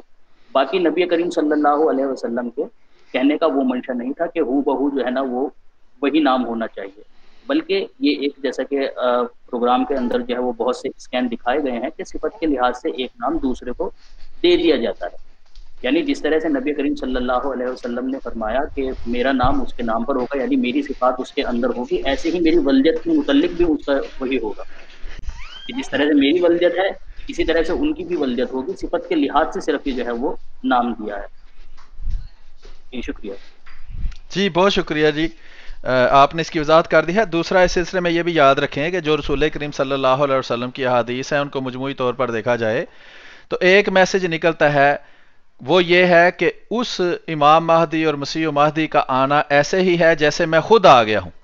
ٹھیک ہے, سورۃ جمعہ کی جو آیت ہے جس میں اللہ تعالیٰ فرماتا ہے کہ میں نے تمہیں بھیجا ہے اور اس کے بعد تمہیں دوبارہ آخرین میں ایک دفعہ پھر بھیجوں گا, اسی کی یہ ساری وضاحتیں ہیں. رسول کریم صلی اللہ علیہ وسلم نے جس طرح آپ کہہ رہے ہیں جی فرمایا اس کا نام میرا نام ہوگا, اس کے باپ کا نام میرے باپ کا نام ہوگا, ماں کا نام میری ماں کا نام ہوگا, اور یہ ایک روایت میں ملتا ہے کہ جب وہ فوت ہوگا تو میری قبر میں دفن ہوگا. تو اس سب کی وضاحت یہی ہے کہ اس کا آنا ایسے ہی ہے جیسے رسول کریم صلی اللہ علیہ وآلہ وسلم خود تشریف لے آئے ہیں. ٹھیک ہے, تو یہ مجازی طور پر ہے, حقیقی طور پر نہیں جیسے کہ ہندو مانتے ہیں جی ایک بندہ فوت ہوتا ہے تو مرنے کے بعد وہی دوبارہ آ جاتا ہے. یہ مجازی طور پر صوفیاء کا جیسے کلام ہوتا ہے, صوفیانہ کلام کے رنگ میں جو ہے وہ دوبارہ آنا اس سے مراد ہے. تو جی تابع صاحب آپ کچھ اور پوچھنا چاہتے ہیں؟ नहीं जी, बहुत शुक्रिया, बस यही मेरा सवाल था, बहुत शुक्रिया। जी बहुत शुक्रिया जी। ताबिश साहब हैं अभी। जुल्कुरनैन साहब आप कुछ पूछना चाहते हैं? आप पहले माइक आपका नहीं चल रहा था शायद। जुल्कुरनैन नादल साहब आप कुछ पूछना चाहते हैं?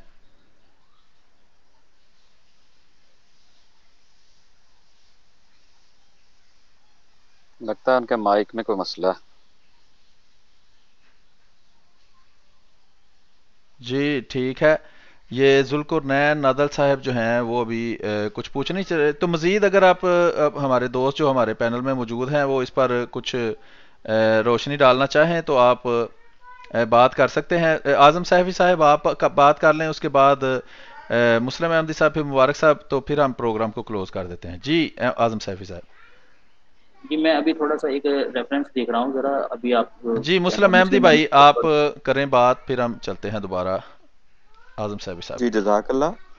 इस सिलसिले में जब आप मसीह और मेहदी का कॉन्सेप्ट देखने लगते हैं तो इसमें जितने भी लोग हैं लिखने वाले, उन्होंने लिखा है कि इससे मुतल्लिका जो बहुत सी रवायात हैं वो काबिल जरा हैं और उनमें से बहुत सी ऊपर जरा भी की गई है, और बाज़ ने तो यहाँ तक कह दिया कि जिनमें इब्ने सिरी का हवाला दिया जाता है कि उन्होंने तो कहा कि मेहदी से मुतल्लिका जितनी भी रवायात हैं वो ज़ईफ़ हैं। लिहाजा बुखारी और जो इमाम मिनकुम का मज़ाक कह दिया गया और आने वाले को ही इमाम कह दिया, और उसमें मसीह इब्ने मरियम को ही इसका अहल करार दिया है। इस सिलसिले में इस्लाम में इमाम मेहदी का एक तसव्वुर के नाम से किताब है, उसके सफ़ा नंबर 21 पे अर्ज़ मुअल्लिफ के नाम से वो लिखते हैं कि चुनाचा बाज़ लोगों ने तो इसी को ओढ़ना बंछौना बना लिया कि ज़ारे मेहदी में अपनी हयात अजीज़ जो है वो उसको गवा दें। किसी ने महज चंद ज़ईफ़ हदीसों को देखकर हदीस मेहदी के वजूद का ही इनकार कर दिया। यहाँ के बहुत सी रवायात ऐसी भी आपको मिलेंगी जो लेकिन चीज़ यह है कि देखना आ जाके यही है कि ये नहीं कहा जा सकता है कि ज़ईफ़ रवायात से आप इस्तदलाल नहीं ले सकते। देखना यह है कि उनके मायनी क्या करने हैं। मायनी हमेशा से कुरान करीम के ऐन मुताबिक होंगे। दूसरा, हज़रत मसीह मौऊद अलैहिस्सलाम के वालिद का शायद गालबन साहब की वजह से था, उनका नाम गुलाम मुर्तज़ा था, तो उसका मायनी भी वही बनता है जो सैफी साहब ने बयान किया है कि मुर्तज़ा का जो कि खुदा तआला का एक सिफाती नाम है उसका गुलाम, और अब्दुल्ला का भी मतलब यही है कि उसका बंदा। तो ये हम मायनी अल्फाज हैं, और इसकी वजह से कि आप कहें कि अब देखें जैसे कि अभी आपने भी एक रवायत का जिक्र किया है कि वो उन्हीं की कब्र में दफन होंगे, तो क्या अहले इस्लाम इस बात को गवारा करेंगे कि नाउज़ुबिल्लाह मिन ज़ालिक हज़रत मोहम्मद मुस्तफ़ा सल्लल्लाहु अलैहि वसल्लम की कब्र को चाक करें? और चूंकि आने वाले मेहदी के बारे में तो यह है कि अक्सर उनमें से उसकी मुखालफत पे करेंगे, जैसा कि हमने शुरू में एक हवाला भी पेश किया कि आने वाले की करैक्टर असैसिनेशन भी की जाएगी, मुखालफत भी करेंगे, और खुद इनके उलमा कराम भी इस चीज़ के फतावा देते हैं कि आने वाले की मुखालफत की जाएगी, उसको उसके खिलाफ फतवे दिए जो उलमा उसके सबसे ज़्यादा खिलाफ होंगे। तो इसकी लाजमन तत्बीक यही है कि वो सिफाती तौर पे, और फिर इसके ऊपर गौर फिक्र करें कि हज़रत आयशा जो ख्वाब देखती हैं उसमें वो देखती हैं कि 3 चांद मेरे हुजरे में गिर गए, तो उस टाइम पे तो उन्होंने ये सारी बात इन रवायात को वो अच्छी तरह जानती थी। तो वो 3 चांद कौन है? वो सही हज़रत मोहम्मद मुस्तफ़ा सल्लल्लाहु अलैहि वसल्लम हैं, सैयदना अबू बकर हैं, सैयदना उमर फारूक रजी अल्लाह अन्हा अजमाइन हैं। तो इन चीज़ों को जब भी आप दीन की बात की तरफ किसी बात का नतीजा निकालने की कोशिश करें तो मजमूई तौर पे इन तमाम बातों को सामने रख के गौर फिक्र किया करें। और जो बुनियादी नुक्ता पहले भी अर्ज कर दिया है कि कुरान करीम को अपना इमाम बनाएं सबसे पहले। जज़ाकल्लाह। जी बिल्कुल, बहुत शुक्रिया। इस सिलसिले में ये अर्ज़ है कि पाकिस्तानी हुकूमत मुख्तलिफ कोशिशें करती रहती, क्योंकि हम पाकिस्तानी हैं इसलिए मैं इसकी बात कर रहा हूँ, वैसे दूसरे जो मुसलमान ममालिक हैं उसमें भी यही उसूल होता है लागू, कि वो ये कोशिश करते रहते हैं कैसे तब्दीली आए, कैसे हम तब्दील हो सकते हैं। तो जो इल्म है, जिस तरह कि आपने कहा कि इल्म जो हासिल करना है, कुरान करीम का इल्म तो तभी हासिल करेंगे ना जब बुनियादी इल्म इनके पास होगा। मसलन पाकिस्तान की जो एक बहुत बड़ा करोड़ों के हिसाब से लोग ऐसे हैं जो अपना नाम लिखना और एक लफ्ज भी पढ़ना नहीं जानते, यानी कि एक लफ्ज लिखना और एक लफ्ज पढ़ना भी नहीं जानते। तो ये इस उम्मत के ऊपर और पाकिस्तानी कौम के ऊपर बहुत बड़ा एहसान होगा अगर कोई हुकूमत या बहुत बड़ा इदारा मिलकर ये कोशिश करे कि कम अज कम इस कौम को बुनियादी जो लिखना पढ़ना है वो सिखा दिया जाए। तो उसी में फिर कुरान करीम की तालीम भी आ जाती है कि कुरान करीम ऊपर से देखकर पढ़ना भी नहीं जिस कौम को आता, उसको फिर जो उनके लीडर हैं वो जिस तरफ मर्जी ले जाएंगे वो उनके पीछे ही चलना उनके लिए मजबूरी बन जाएगा और वो लोग उसके लिए मजबूर होंगे। दूसरी किस्म वो लोगों की है जो तालीम तो हासिल करती है लेकिन दीनी तालीम हासिल नहीं करती। जो पीछे हमारे इस्लाम की तारीख है उसको अगर देखा जाए तो जो बड़े बड़े नाम लिए जाते हैं इस्लाम के अंदर के ये बहुत बड़े आलिम गुजरे हैं या बुजुर्ग गुजरे हैं या मुजद्दिद गुजरे हैं, तो उन्होंने मस्जिदों के अंदर जो मदरसे बने होते हैं उन्हीं से तालीम हासिल की थी। और उस वक्त मदरसों के अंदर रियाजी भी पढ़ाया जाता था, मंतक भी पढ़ाया जाता था, फलसफा भी पढ़ाया जाता था, सारा कुछ जो दुनियावी और दीनी इल्म इकट्ठा पढ़ाया जाता था। और आजकल के स्कूल सिस्टम और मदरसा सिस्टम में ये तबाही हुई है कि स्कूल सिस्टम से इस्लाम गायब है और मदरसा सिस्टम से जो दुनियावी इल्म है वो गायब है। हज़रत मसीह मौऊद अलैहिस्सलाम की तालीम का अगर मुतालिया किया जाए तो वो फरमाते हैं कि कुरान अल्लाह का कौल है और ये कायनात अल्लाह का फेल है। तो इसलिए हमें दोनों के मुतल्लिक़ इल्म हासिल करना चाहिए। कुरान करीम में भी बेशुमार आयात जो हैं वो इस कायनात पर गौर करने के बारे में है। तो जो मदरसा सिस्टम है उनको जो दुनियावी इल्म है वो भी पढ़ाना चाहिए और जो स्कूल सिस्टम है उसमें जो बुनियादी तालीम इस्लाम की है, फ़लसफ़ा है, मंतक है, इस तरह की जो चीज़ें हैं, इल्म मुनाज़रा है, जो मतलब कि दोनों को इकट्ठा करना चाहिए। और होता यह है कि यूनिवर्सिटी का स्टूडेंट होता है और वो भी मौलवी साहब के पीछे लगा होता है कि दीन की कोई बात पूछनी है। अब वो पढ़ा लिखा है, एक बंदे को हम कहते हैं ये पढ़ा लिखा है, लेकिन काम उसके जाहिलों वाले होते हैं। उसकी वजह यह है कि दीन को उसने खुद नहीं पढ़ा होता, कुरान का तर्जमा वो नहीं जानता, ऊपर से देख के कुरान पढ़ना वो नहीं जानता।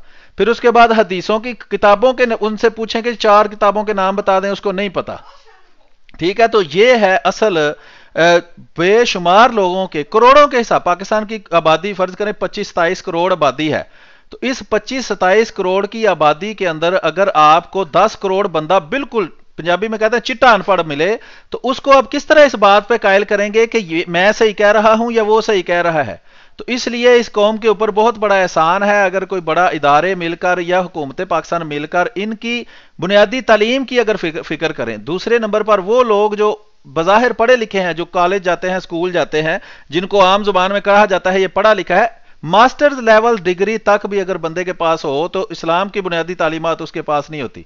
जनाजा, उसको नमाज जनाजा भी नहीं आती, उसको पता ही नहीं जनाजा पढ़ना कैसे है। नमाज पढ़ाने के लिए उसको खड़ा कर दें तो उसको एक कुरान की सूरत भी याद नहीं होती और उसको पता ही नहीं कि नमाज पढ़नी कैसे है और पढ़ानी कैसे है, ना ही सारी जिंदगी खुद पढ़ी है। तो ये छोटी छोटी बातें हैं जो बज़ाहिर नजर आती हैं, लेकिन बहुत बड़ा तबका जब मुल्क का इस कदर जो है वो ज़ला, और फिर जो पढ़े लिखे हैं, जो मजहबी तालीम जिन्होंने हासिल की है, उनका हशर ये है कि उनमें से भी अक्सरियत अंधी मुकल्लद है। जैसा कि देवबंदी और बरेलवी अपने आप को मुकल्लद कहते भी हैं कि वो खुद तहकीक नहीं करते, जो उनके बड़ों ने छापा मार दिया है वही छापा उन्होंने मारना है। हालांकि कुरान में इस बात की तरफ तवज्जो दिलाई गई है कि तुम खुद तहकीक करो, ये ना कहो कि मेरे बड़े जो हैं वो ये कह गए हैं मैं भी यही कहूंगा। अल्लाह ताला फरमाता है बेशक तुम्हारे बड़े जो हैं वो गलत बात ही कर गए होंगे फिर भी तुम उनकी पैरवी करोगे। तो ये जो तकलीद इस तरह उन्होंने सिखा दी है इनको कि जो किसी ने कह दिया बगैर तहकीक के तुमने मानना है। बहुत सारे जो अपने आप को उलमा, मौलवी, मौलाना या मुफ्ती कहते हैं वो इस तरह के हैं कि खुद अपनी तहकीक कोई नहीं। किसी बड़े ने एक बात लिख दी आंखें बंद करके उसकी कॉपी करके और आगे अवाम को वही गुमराही जो है वो फैलाना शुरू कर देते हैं। तो ये मुख्तलिफ किस्म की छोटी छोटी बातें हैं और ये छोटी बातें हैं, मैं ये अर्ज कर रहा हूं करोड़ों के हिसाब से बंदा जो है वो लिख पढ़ नहीं सकता। ये कहने को कितनी छोटी बात है, इसकी तरफ किसी की तवज्जो नहीं है कि उनको पढ़ाओ तो सही, फिर जो पढ़े हुए हैं उनको दुरुस्त तालीम दे। और जो बंदा मौलवी मुफ्ती बन जाता है वो क्या करता है, वो जब तहकीक करता है उसको सच का पता चल जाता है तो अब उसका कारोबार जो है उसको मसला बन जाता है। वो बजाय इसके कि अपनी इस्लाह करे और उसके बाद अवाम को बताए कि जो मैं सीखा था आज तक सारा कुछ मैं कहता रहा हूं वो झूठ है, वो गलत है, अब मुझे दुरुस्त बात का पता चल गया है, मैं आपको बताता हूं, वो उस बात को यहूदियों के आलमों की तरह छुपा जाता है, हक को वो छुपा जाता है। हजरत मसीह मऊद अलैहिस्सलाम जमात अहमदिया की जो मुखालफत करने वाले बड़े मशहूर सोशल मीडिया के बड़े बड़े खत्म नबूवत के जलील तरीन मुजाहिद हैं, ان کے بارے میں 100% ہمیں پتا ہے کہ وہ ایک بات کرتے ہیں، ان کو 100% پتا ہوتا ہے کہ میں جھوٹ بول رہا ہوں، اس کے باوجود وہ عوام کو وہ جھوٹ اس کے سامنے ایک دفعہ نہیں، 2 دفعہ نہیں، 100 دفعہ بولتے ہیں تاکہ عوام کو یقین ہو جائے کہ سچ یہی ہے۔ اور پھر آپ بتائیں کہ اس لیول سے شروع کریں جہاں ایک بندہ پڑھنا لکھنا بھی نہیں جانتا، ایک بندہ یونیورسٹی کا اسٹوڈنٹ ہے یا ماسٹرز اس نے کیا ہوا ہے، اس کو دینی تعلیم کا کوئی پتہ نہیں، پھر ایک مولوی ہے اس نے تقلید کی وجہ سے جو سنا اس پر بغیر سوچے سمجھے اس کو درست سمجھا، پھر ایک بندہ تحقیق کرتا ہے اس کے باوجود وہ جھوٹ بولتا ہے۔ تو جب اس طرح طے در طے در طے گمراہی ان کے اندر پیدا ہو چکی ہے تو ہم یہی کر سکتے ہیں کہ ہمیں بھی کوشش کرنی چاہیے کہ اگر ایک بندے کو، 2 بندے کو، 10 بندوں کو ہم پڑھا سکیں، بنیادی تعلیم جو الف بے پڑھنا یا عبارت پڑھنا سکھا سکیں، یا کسی کو قرآن کریم پڑھنا ہی سکھا دیں، یا آن لائن کوئی ایسا کورس کریں، کوئی کام کریں کہ جس سے لوگوں کو پاکستان کے اندر کم از کم بنیادی پڑھنا لکھنا آ جائے، تو ہو سکتا ہے ان میں سے جو لوگ، اب ایک بندہ بالکل ہی پڑھا لکھا نہیں ہے، اس کو آپ 100 بین وہ کہ بھینس کے آگے بین بجانے والی بات ہے کہ اس کو 100 طریقے سے سمجھاتے رہیں جب تک وہ خود تحقیق کرنے کے قابل ہی نہیں ہے۔ ہو سکتا ہے وہ 10-15 کروڑ بندہ جو پڑھا لکھا نہیں ہے، 10 کروڑ بھی سمجھے، 5 کروڑ بھی سمجھے، تو چھوٹی تعداد نہیں ہے، اگر وہ پڑھ لکھ جائے تو ہو سکتا ہے ان میں سے کسی کو سمجھ آ جائے، یا جو لوگ یونیورسٹیز وغیرہ کے اسٹوڈنٹس ہیں وہ اگر دینی تعلیم کی طرف توجہ دیں ہو سکتا ہے ان میں سے کسی کو سمجھ آ جائے۔ تو یہ چھوٹی چھوٹی باتیں تھیں۔ تو یہ جو ہم بات کر رہے ہیں جی پیش گوئی کیا ہوتی ہے، پیش گوئی کس رنگ میں ہوتی ہے، اس کے اندر کیا پنہا ہوتا ہے، تو یہ ہے تھوڑی باریک بات، اس کو کہتے ہیں نظری باتیں جو عام فہم میں اتنی آسانی سے نہیں آتی۔ تو جو اس قدر طے در طے کروڑوں کے حساب سے لوگوں کے اندر گمراہی پھیلی ہوئی ہے، ان کے لیے اس بات کا سمجھنا جو ہے وہ اتنا آسان نہیں ہے، لیکن ہماری کوشش یہی ہوگی کہ ہم اس بات کو عام فہم زبان میں بھی بیان کریں، ایک بندہ جو لکھنا پڑھنا نہیں جانتا اس کے لیے بھی بیان کریں، ایک بندہ عالم ہے وہ بڑا علم جانتا ہے اس کے لیے بھی بیان کریں، تاکہ لوگوں کو حق کا پتہ چلے، اور جس کو اللہ تعالیٰ توفیق دے، جس کا دل کے دروازے اللہ کھولے، وہ حق کو قبول بھی کر لے۔ جی آخری کمنٹ ہمارے تینوں دوست جو مسلم احمدی صاحب ہیں، اعظم سیفی صاحب، مبارک صاحب آپ کر لیں، تو اس کے بعد 1 منٹ کا کمنٹ کر لیں، پھر ہم اجازت چاہیں گے۔ جی سلیم بھائی، جیسا کہ جی اعظم سیفی بھائی، جی اعظم سیفی بھائی، پھر مسلم احمدی بھائی، پھر مبارک بھائی۔ جی السلام علیکم ورحمۃ اللہ۔ وعلیکم السلام۔ بہت بہت شکریہ سلیم بھائی، جیسا کہ آپ نے بتایا، اور بہت ہی اچھی بات یہ بتائی ہے کہ ایک چیز عوام میں جو مشہور ہو جاتی ہے نا، پھر اس کے خلاف کوئی آ کر اگر بتائے تو وہ بڑا مشکل ہوتا ہے پھر اس کو سمجھنا۔ جیسے کہ آپ نے ابھی 1-2 مثال بھی دی، ایک میں بھی پیش کرتا ہوں۔ عوام میں یہ چیز بڑا مشہور ہے کہ حدیث ضعیف ہے تو مردود ہے، وہ ہر ایک ضعیف حدیث کو مردود سمجھ کر رد کر دیتے ہیں، حالانکہ ضعیف کا جو مرتبہ ہے وہ الگ ہے اور مردود کا جو مرتبہ ہے وہ الگ ہے۔ اسی طرح عوام میں یہ مشہور ہے کہ اگر کسی محدث نے کہہ دیا ھذا حدیث صحیح، تو وہ سمجھتے ہیں کہ بس یہ حدیث صحیح ہے، اس کے متن کی بھی انہوں نے ضمانت لے لی ہے اور من و عن اس کو تسلیم کر دیا جائے۔ حالانکہ محدثین جو ہوا کرتے تھے وہ تمام احادیث کو سامنے رکھ کر جو ہے وہ کسی مسئلے کا حل نکالا کرتے تھے، لیکن دور حاضر میں وہ چیز دیکھنے کو نہیں ملتی۔ جب محدث کہتے ہیں ھذا حدیث صحیح، تو اس کا مطلب یہ ہوتا ہے کہ ہم اس کی سند کی ضمانت لے رہے ہیں، متن کی ضمانت نہیں لے رہے ہیں، کیونکہ نسیان اور اجتہاد کی غلطی ہو تو نبیوں سے بھی ہو جاتی ہے، پھر ان راویوں نے بیان کیا ہے، بے شک کسی کا ہے، ان سے بھی ممکن ہے کہ کوئی ایسی بات بتانا بھول گئے ہوں جس سے اس حدیث کے متن کا پورا رخ ہی پلٹ جائے اور مفہوم کچھ کا کچھ نکلے۔ تو اس لیے وہ جب ضمانت لیتے ہیں تو وہ صرف سند کی ضمانت لیتے ہیں، لیکن عوام کے اندر ہمارے علماؤں نے بس اس چیز کو مشہور کیا ہوا ہے، غیر احمدی علماؤں نے، کہ اگر یہ بات ثابت ہو جائے کہ اس حدیث کی سند صحیح ہے تو من و عن اس کے متن کے اوپر بھی جو ہے وہ آنکھ بند کر کے یقین کر لیا جائے۔ یہی وجہ ہے کہ میں نے جو ہے وہ بھی پیچھے بتایا ہے کہ دیکھیں اگر ہم مان لیتے ہیں اس چیز کو کہ یہ دونوں الگ الگ وجود ہیں تو بہت سارے نقص لازم آتے ہیں۔ ایک نبی کو تم ایک غیر نبی کے ماتحت کر دو گے، ایک امت کے اندر 2 امام ایک ہی وقت میں کھڑے کر دو گے، جبکہ تاریخ اس کی نفی کرتی ہے۔ اس کے علاوہ بھی اور بہت سے نقص ہیں جو وقت کی قلت کی وجہ سے میں نے بیان نہیں کیے تھے۔ تو ضعیف حدیث کے متعلق اور حدیث کے متعلق جو گمان ہے وہ ان لوگوں میں یہی پایا جاتا ہے۔ یہی وجہ ہے کہ جب ہم یہ حدیث پیش کرتے ہیں لا مہدی الا عیسیٰ، تو یہ لوگ فوراً کہہ دیتے ہیں یہ تو ضعیف ہے، یعنی رد کر دو، اس کو پیش کرنے کی ضرورت ہی نہیں ہے۔ حالانکہ محدثین کے جو دوسرے اصول ہیں اگر ان کو سامنے رکھ کر بات کی جائے تو پتہ چلتا ہے کہ اس حدیث کو تسلیم کیا جا سکتا ہے، اس حدیث سے استدلال کیا جا سکتا ہے، حالانکہ دوسری جو صحیح حدیث ہے وہ اس کی سپورٹ میں ہے۔ تو محدثین نے جیسے کہ کہا ہے کہ اگر یہ حدیث دوسرے طرق سے بھی جو ہے نا وہ موجود ہو یا کوئی دوسری صحیح حدیث اس حدیث کی سپورٹ میں ہو تو حدیث وہ صحیح ہے، اس کا ضعف ختم ہو جاتا ہے۔ لیکن عوام کے اندر یہی مشہور ہے کہ حدیث ضعیف تو مردود، قابل رد، اس کو پھینک دو، اس سے استدلال جو ہے وہ नाजायज़ है। जी शुक्रिया। जी बहुत शुक्रिया। ये इल्म हदीस जो है, इस्लाम के जो बड़े बड़े बुजुर्ग गुजरे हैं तारीख़ इस्लाम के अंदर, उन्होंने बेइंतहा इल्म जो हैं वो बनाए हैं। लेकिन जब बुनियादी इल्म पाकिस्तान के अंदर, या हमारी जो अवाम है, मैं पाकिस्तान का जिक्र इसलिए करता हूँ कि हम पाकिस्तानी हैं और हमारे जो मुजाहिदीन हैं ज़्यादातर जिनसे हमारा वास्ता पड़ता है वो भी पाकिस्तानी हैं, उनको बुनियादी बातों का ही नहीं पता। तो ये जो सैकड़ों के हिसाब से इल्म उलमाए इस्लाम उम्मत के अंदर जिन्होंने बनाए, इल्म मुनादरा, इल्म बयान, इल्म कलाम और इल्म हदीस, इल्म फ़िक़ा और वगैरह वगैरह, इल्मुल उसूल, इल्म तर्जमा, बेइंतहा इल्म है। तो वो जब जो अक्सरियत जो पाकिस्तान के मसलन 27 करोड़ में से मैं कहता हूँ कि 26.5 करोड़ जो हैं वो इससे नाबल्द है, ज़्यादा इससे भी ज़्यादा हो सकता है तादाद हो। तो जब बुनियादी उसूली बातों का ही लोगों को नहीं पता, तो इसलिए उनका गुमराह होना या इन नाम निहाद ख़त्म नबूवत के झूठे मुजाहिदों का उनको गुमराह कर लेना आसान है। बल्कि ये तो फिर भी कुछ ना कुछ चीज़ दिखाते हैं लोगों को, ज़ुबानी कलामी, जिस तरह ये मुख्तलिफ पीर हैं वो ज़ुबानी कलामी लोगों को बातें करके कुछ भी ना उनको दिखाकर लोगों को आराम से गुमराह कर लेते हैं। तो अल्लाह करे कोई ऐसे सूरत हाल पैदा हो जाए कि लोग जिन बातों को समझने लग जाएं। जी मुस्लिम अहमदी भाई आप कुछ कलाम कर लें, फिर हम आगे चलते हैं। जी जज़ाकल्लाह, बहुत शुक्रिया। जैसा कि आप दोनों दोस्तों ने बड़े अच्छे तरीके से इल्म की अहमियत को भी बयान किया है, और इसी ज़िमन में है रसूलुल्लाह सल्लल्लाहु अलैहि वसल्लम भी अपने जो उस ज़माने में बच्चे थे, उनमें से जो कैद होके आते थे जंगों में, गज़वात में, उनके ज़रिए से जो उनमें से पढ़े लिखे होते थे, उनसे फिदिया ये लेते थे कि हमारे बच्चों को पढ़ाएं लिखाएं, जबकि वो तमाम के तमाम मुखालिफीन इस्लाम थे, इस्लाम के खिलाफ जंगें लड़ते थे, और उनका फिदिया ये था कि वो उनके बच्चों को पढ़ना लिखना सिखाते थे।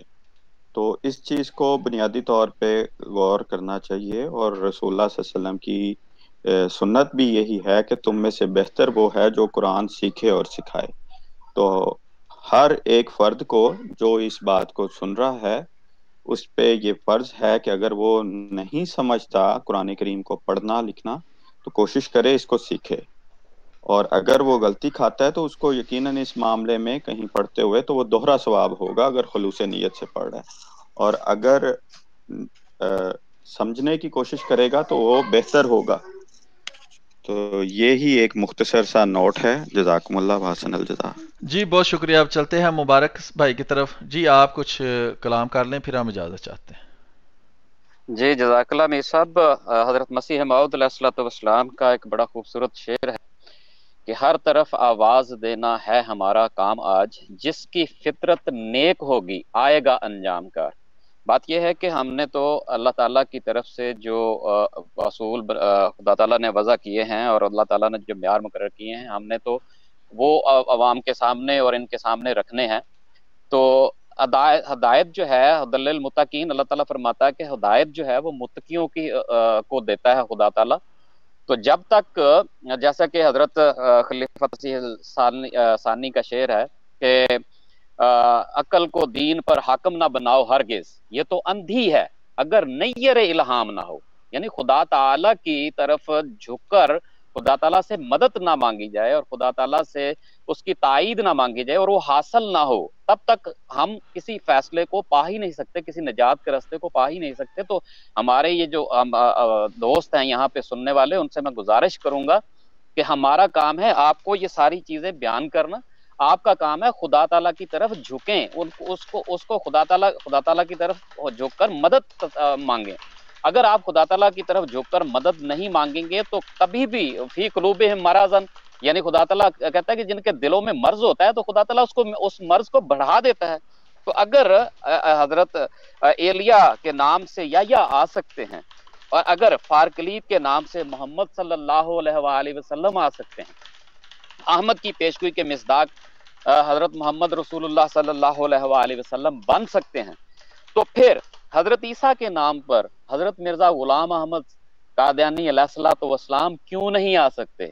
जब खुदा ताला ने हमारे सामने मिसालें बयान कर दी हैं, वो पेशगोइयों के अंदाज बयान कर दिए हैं, तो फिर हम बज़िद क्यों हैं? ये सोचें हमारे ये दोस्त, हमारे ये अहबाब सुनने वाले, ये सोचें, ये सोचने का मकाम है और खुदा ताला के आगे झुकने का मकाम है। तो मेरी बड़ी ही आजाना इल्तमास है इन दोस्तों से کہ خدا تعالیٰ کے آگے جھکیں اور اس سے مدد مانگیں، نہ کہ اپنی عقل کو دین پر حاکم بنا کر اور پہرے دار بن کر بیٹھ جائیں۔ بہت شکریہ، جزاک اللہ، احسن الجزا۔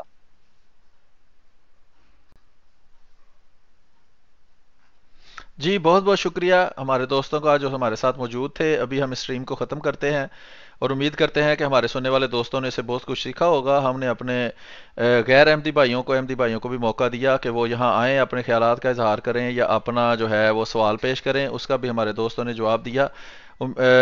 آئندہ آنے والے پروگرام تک کے لیے آپ سے اجازت چاہتے ہیں۔ انشاءاللہ یہ پینلسٹ کے ساتھ جو پروگرام ہے وہ اگلے اتوار کو دوبارہ اسی ٹائم پر پیش کیا جائے گا یا 1 گھنٹہ بعد، وہ ہم آپ کو بتا دیں گے بعد میں۔ اور جو میرا نارمل پروگرام ہے ختم نبوت لائیو مناظرہ، وہ انشاءاللہ کوشش کریں گے کہ کل دوبارہ آپ کے ساتھ کیا جائے۔ بہت بہت شکریہ آپ سب دوستوں کا۔ مبارک بھائی، اعظم سیفی بھائی، مسلم احمدی بھائی ہمارے ساتھ موجود تھے۔ انشاءاللہ اگلے پروگرام کو لے کر دوبارہ حاضر ہوں گے۔ اس پروگرام کو زیادہ سے زیادہ شیئر کیجئے اپنے غیر احمدی دوستوں کو۔ پاکستان کے اندر خاص طور پر یہ ہدایت ہے کہ پاکستان کے اندر چونکہ غیر احمدی بہت زیادہ ایکٹیو ہیں، نقصان پہنچانے کے لیے جماعت کے افراد کو مختلف قسم کے ڈرامے وہ کرتے ہیں، اس لیے آپ جو سوشل میڈیا پر میری آواز سن رہے ہیں ان سے درخواست ہے کہ کسی قسم کی ذاتی معلومات کسی بھی سوشل میڈیا کے انجان یا جانکار بندے کو شیئر نہ کریں جب تک آپ اس کو حتمی طور پر جانتے نہ ہوں۔ کسی کے ساتھ اپنے کسی دوست کی معلومات بھی شیئر نہ کریں۔ اگر کوئی آپ کو سوشل میڈیا پر پوچھتا ہے جی پاکستان میں کسی کا نمبر دیں، میں احمدی ہونا چاہتا ہوں، اس کو بالکل کسی پاکستانی کا نمبر نہ دیں، کیونکہ یہ فتنہ اور فساد کے لیے اس طرح کے کام کرتے ہیں۔ اگر کوئی احمدی ہونا چاہتا ہے تو اس کے لیے یہی ایک رستہ ہے کہ وہ خلیفۃ المسیح حضرت مرزا مسرور احمد ایدہ اللہ تعالیٰ بنصر العزیز کو خط لکھے یا فیکس کے ذریعے ان سے رابطہ کرے اور وہ اپنی خواہش کا اظہار کرے۔ وہ جس طرح فیصلہ بہتر سمجھیں گے وہ اس کو گائیڈ کر دیں گے، لیکن اپنے طور پر احمدی بھائیوں سے کسی بھی طرح کی کوئی بھی معلومات جو سوشل میڈیا کے اوپر کوئی لینا چاہتا ہے اس سے یہی درخواست ہے کہ وہ کسی بھی قسم کی معلومات، کسی کا ٹیلی فون نمبر، کسی کا نام پاکستان کے اندر نہ بتائیں۔ تو یہ ایک چھوٹا سا پیغام تھا۔ بہت شکریہ آپ دوستوں کا۔ اگلے پروگرام تک کے لیے اجازت دیجیے۔ السلام علیکم ورحمۃ اللہ وبرکاتہ۔